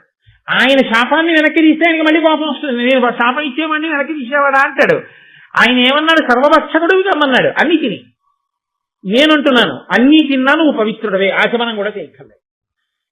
శవాన్ని కాలుస్తూ ఉంటుంది అగ్ని, యజ్ఞశాలలో అగ్ని దేవతలకు హవిస్సు పట్టుకెళ్ళిపోతుంటుంది, ఆ పక్కనే కవ్యాన్ని పితృదేవతలకు పట్టుకెళ్ళిపోతూ ఉంటుంది. అక్కడే నిత్యాగ్నిహోత్రీకులు చేసుకునేటటువంటి కార్యకలాపాలు అగ్నిహోత్రంలో జరిగిపోతుంటాయి. అక్కడే అగ్ని అరణ్యాన్ని కాలుస్తూ ఉంటుంది, అక్కడే అగ్ని తనలో పడిపోయినటువంటి ప్రాణుల్ని కాల్చేస్తూ ఉంటుంది. ఎక్కడ ఎన్ని అగ్నిహోత్రంలో పడిపోయి అగ్ని తినేస్తున్నా అగ్నికి మాత్రము అశౌచము లేదు. ఏ అపవిత్రత నీకు కలగదు, నీవు నిత్య పవిత్రుడవే, ప్రతి క్షణం పవిత్రంగా ఉంటావు అని బ్రహ్మగారు అరవిచ్చారు అగ్నిహోత్రుడికి. ఇప్పుడు సంతోషంగా కాలం నడిచింది, మళ్ళీ లోకంలో వ్యవస్థ అంతా ఏర్పడింది, మళ్ళీ హవిస్సులన్నీ కూడా నడిచాయి. ఎందుకు చెప్పవలసి వచ్చింది ఈ కథ అంతా? హవిస్సు ఇస్తే దేవతలకు పట్టుకెళ్ళాలి కానీ పావులను అందులో పడమంటే ఎలా కాల్చాడా అగ్నిహోత్రుడు? మరి భృగువు శాపం ఉంది, సర్వభక్షకుడు ఒక అమ్మని, అందుకని పావులు పట్టా తినాలంతే. అందుకు తిన్నాడయ్యా అని చెప్పడానికి భృగువు దగ్గర జరిగినటువంటి పులోమ, ఆ అల్లరి, దానివల్ల ఆఖరికి వచ్చిన శాపం, ఎందుకు అగ్నిహోత్రుడు సర్వభక్షకుడయ్యాడో, అయినా పవిత్రుడయ్యాడో మహానుభావుడైనటువంటి శౌతి ఈ విషయాలు చెప్పి ఆయన అన్నాడు, ఈ శవనుడు జన్మించాడు కదా అక్కడ ఉండేటటువంటి భృగువుకి పులోమకి, ఆయన శర్యాతి అనబడేటటువంటి రాజు యొక్క కుమార్తె అయినటువంటి సుకన్యని వివాహం చేసుకున్నాడు. దేవి భాగవతంలో మీరు ఈ ఘట్టాన్ని విన్నారు. పుట్టలో కూర్చుని ఆయన తపస్సు చేస్తూ ఉండడం, కళ్ళేదో మిరుగుడు పురుగుల్లా కనపడుతున్నాయని ఆవిడ పుల్లతో పడవడం, ఆయన రెండు కళ్ళు పోవడం, వృద్ధుడైనా కూడా ఆవిడ వివాహం చేసుకోవడం, ఆవిడ పరమ పాతివ్రత్యంతో ఆయన్ని అనువర్తించడం, అశ్వినీ దేవతలు రావడం, నీకు నీ భర్త పట్ల అంత పాతివ్రత్యము అంత మమకారము ఉంటే ఏది మేము చూస్తాం, ముగ్గురం కలిసి స్నానం చేస్తాం, ముగ్గురం ఒక్కలా ఉంటాం, నీ భర్తనెవరిలో నువ్వు గుర్తుపట్టడం, ముగ్గురు వెళ్లి ఆ సరోవరంలో స్నానం చేయడం, ముగ్గురు అశ్వినీ దేవతలుగానే కనపడ్డం, తన భర్త ఎవరో తను గుర్తుపట్టలేకపోతే తన పాతివ్రత్యానికి దోషం వస్తుంది కాబట్టి ఆవిడ వెంటనే నమ పద్మ ప్రభోదేవి అంటూ దేవీ భాగవతంలో అమ్మవారిని స్తోత్రం చేయడం, అమ్మవారు అనుగ్రహించి ఆ శర్యాతి కుమార్తె అయినటువంటి సుకన్యకి తన భర్తని గుర్తుపట్టగలిగినటువంటి బుద్ధి ప్రచోదనం చేయడం, దానివల్ల ఆమె శవన మహర్షిని గుర్తుపట్టడం, శవన మహర్షికి నిత్య యవ్వనం రావడం, మళ్ళీ యవ్వనంలోకి వచ్చి వాళ్ళిద్దరూ సంతోషంగా కాలం గడపడం, ఈ ఘట్టాన్ని మీరు దేవి భాగవతంలో విన్నారు. నేను ఒక్కసారి విహంగ వీక్షణంగా దాన్ని మీకు జ్ఞాపకం చేశాను. ఇప్పుడు ఈ శవన మహర్షి సుకన్యకి కలిపి ప్రమతి అనబడేటటువంటి కుమారుడు జన్మించాడు. ఈ ప్రమతి ఘృతాచి అని క్షీరసాగర మథనం చేసినప్పుడు పాలసముద్రంలోంచి పుట్టినటువంటి అప్సరసని వివాహం చేసుకున్న కారణం చేత లేదా ఆమెతో సంగమించినటువంటి కారణం చేత ఘృతాచికి ప్రమతికి రురుడు అనబడేటటువంటి పిల్లవాడు పుట్టాడు. ఈ రురుడు గంధర్వరాజైనటువంటి విశ్వావసుడు, మేనక వీరిద్దరికీ జన్మించినటువంటి ప్రమద్వర అనబడేటటువంటి పిల్ల స్థూలకేశుడు అనబడేటటువంటి ముని ఆశ్రమంలో పెరుగుతుంటే ఆమెని వివాహం చేసుకుందామని సంకల్పం చేసి నిశ్చితార్థం చేసుకున్నాడు. నేను ఈమెని వివాహం చేసుకుంటాను అని మాట ఇచ్చాడు. అంటే తన భార్య అయిపోయినట్టే ఇంచుమించుగా. మీరు విన్నారు కదా ఎక్కడి వరకు వచ్చామో. ఇప్పుడు ఆమె స్థూలకేశుడు ఆశ్రమంలో ఉంది, రురుడు ఆమెని వివాహం చేసుకుంటాను అన్నాడు. ఇంకా వివాహం అవ్వలేదు. నాకు ఈమె భార్య అవుతుంది ప్రమద్వర అని ఆయన సంతోషంగా ఉన్నాడు. ఒకరోజు సాయంకాలం ప్రమద్వర చిలికెత్తెలతో కలిసి స్థూలకేశుని యొక్క ఆశ్రమంలో ఆడుకుంటూ తిరుగుతోంది. ఒక పెద్ద త్రాసుపాము ఒకటి వచ్చి ఎక్కడి నుంచో ప్రమద్వర యొక్క పాదం మీద కాటు వేసి వెంటనే ఆమె నురగలు కక్కుకుని మరణించగానే రురుడికి ఈ విషయం తెలిసింది. పరిగెత్తుకుంటూ వచ్చాడు. వచ్చి ఆయన ఏడుస్తున్నాడు, ఈమెని భార్యని చేసుకుందాం అనుకున్నాను, ఈమె ఎందే మనసు ఉంచుకున్నాను, కానీ ఈమె మరణించిందని ఈయన బాధపడుతున్నాడు. మిగిలినటువంటి ఋషులందరూ కూడా వచ్చి అక్కడ చేరారు. ఆ సమయంలో రురుడు అక్కడ ఉండే వాళ్ళందరినీ ప్రార్థన చేశాడు. అదో చమత్కారమైన ప్రార్థన. అది దేవతల్ని కూడా ఉద్దేశించి చేశాడు. ఆయన అన్నాడు, అలయకయేన దేవ యజనాధ్యయన వ్రత పుణ్యకర్మముల్ సలుపుదు నీని ఏన గురు సద్విజభక్తుడనీని ఏన యత్యలఘు తపస్వినీని దివిజాధిప భూసురులారా మన్మనో నిలయకు ఈ ప్రమత్వరకు నిర్విషమయ్యడు నేడు మీదయన్. నేను గురువుల్ని చాలా జాగ్రత్తగా సేవించిన వాడనైతే, హోమాలు చేసిన వాడనైతే, యజ్ఞయాగాది క్రతువులు చేసి ఉంటే, తపస్సు చేసి ఉంటే, పుణ్యకర్మలు చేసి ఉంటే, నేను గురువు పట్ల భక్తి కలిగిన వాడనైతే ఈమె తిరిగి బ్రతుకుగాక అని ఆయన అన్నాడు. అపరిమితాజ్ఞ చేసియు మహాపురుషులు విషతత్వ సంహితా నిపుడులు మంత్రతంత్రములు నేర్చి విధించియు దీనికి విషవ్యపగతమైన జీవమిది వచ్చును పాయము చెయ్యరొక్కో జపగతమైన జీవమిది వచ్చునుపాయము చెయ్యరొక్కో నా తపము ఫలంబు అధ్యయన దాన ఫలంబులు ఇత్తు వారికి. ఎవరైనా విషం శరీరంలోకి ఎక్కిన దాన్ని మళ్ళీ వెనక్కి తీసేయగలిగినటువంటి మంత్రతంత్రములు నేర్చిన వారుంటే, ఈ ప్రమద్వర శరీరంలోకి ఎక్కినటువంటి పాము విషాన్ని వెనక్కి తీసేస్తే మంత్రశక్తితో, వాళ్ళకి నేను చేసిన అధ్యయన ఫలాన్ని, తపోఫలాన్ని, గురువులను సేవించిన ఫలాన్నంతటినీ ధారపోసేస్తాను అని ఏడుస్తున్నాడు. ఈ రురుడు ఏడుస్తున్న ఏడుపు విని ఆకాశంలో వెళ్ళిపోతున్న ఒక దేవదూత అన్నాడు, ఇంత చదువుకున్నా అంత ఏడుస్తున్నావే, ఒకసారి శరీరాన్ని ప్రాణి విడిచిపెట్టేస్తే చేసుకున్న కర్మ ఫలితంగా అలా విడిచిపెట్టేస్తారు అకారణంగా అకాలంగా విడిచిపెట్టేస్తే మళ్ళీ వెనక్కి వస్తారా? రారు. కానీ నిన్ను చూస్తే నాకు జాలేస్తోంది, ఇంత ఏడుస్తున్నావు కాబట్టి నీకు నేను ఒక ప్రత్యేకమైనటువంటి మినహాయింపు ఇస్తున్నాను. నీకు ఎంత ఆయు ప్రమాణం ఉన్నదో, ఎంత కాలము నీకు ఆయుర్దాయం ఉందో అందులో సగభాగం నువ్వు ఈ ప్రమద్వరకి ధారపోస్తే ఈయన బతుకుతుంది. అప్పుడు ఇద్దరూ కలిసి జీవితం గడుపుతారు కానన్నాడు. ఆ ప్రమద్వరకి ఆయన తన ఆయుర్దాయంలో సగభాగాన్ని ధారపోశాడు. ధారపోస్తే ప్రమద్వర లేచి కూర్చు. ఆయన రురుడు ప్రమద్వరని వివాహం చేసుకున్నాడు. ఇద్దరు సంతోషంగా కాలం గడుపుతున్నారు. అప్పటి నుంచి రురుడు ఒక పని చేస్తుండడం మొదలుపెట్టాడు. ఏమిటా పని అంటే, ఈయన ప్రతిరోజు చేత్తో ఒక లావు కర్ర ఒకటి పట్టుకునేవాడు. పట్టుకుని వెడుతూ ఆయన పని ఏంటంటే, పొట్ట ఎక్కడన్నా కనపడితే దాన్ని తవ్వేసేవాడు. తవ్వేసి అందులో కనపడ్డ పావులన్నీ తవ్వేసేవాడు. పాము అన్నది కనపడితే చాలు, చంపకుండా మాత్రం వెళ్ళేవాడు కాదు. కనీసం రోజు తనకి తనంత తాను దొరకకపోతే ఎక్కడో అక్కడ పుట్ట దగ్గరికి వెళ్ళి వెతికి చంపుతుండేవాడు. అదో అలవాటుగా పెట్టుకున్నాడు. ఎందుకని? తన భార్యని ఎప్పుడో పావు కలిసి, అది క్రోధం. ఎంత చిత్రంగా లోపల క్రోధములు ఉండిపోతాయో చూడండి అని క్రోధం పెట్టేసుకున్నాడు. పెట్టుకుని అదే పనిగా పావులు చంపుతున్నాడు. ఒక రోజున విషం లేని పావు దరిద్రం దానికి. పావుకి విషం ఉంటే ఏదో పట్టుకున్న దాన్ని కరిచేస్తే అది చచ్చిపోతే తినేస్తుంది. పావుకి విషం లేకపోతే వచ్చే ప్రమాదం ఏమిటో తెలుసా అండి? దానికి దొరికింది చావదు, దాన్ని ఇది మింగలేదు. ఎందుకంటే నవిలి తినడానికి దానికి దంతాలు ఉండవు.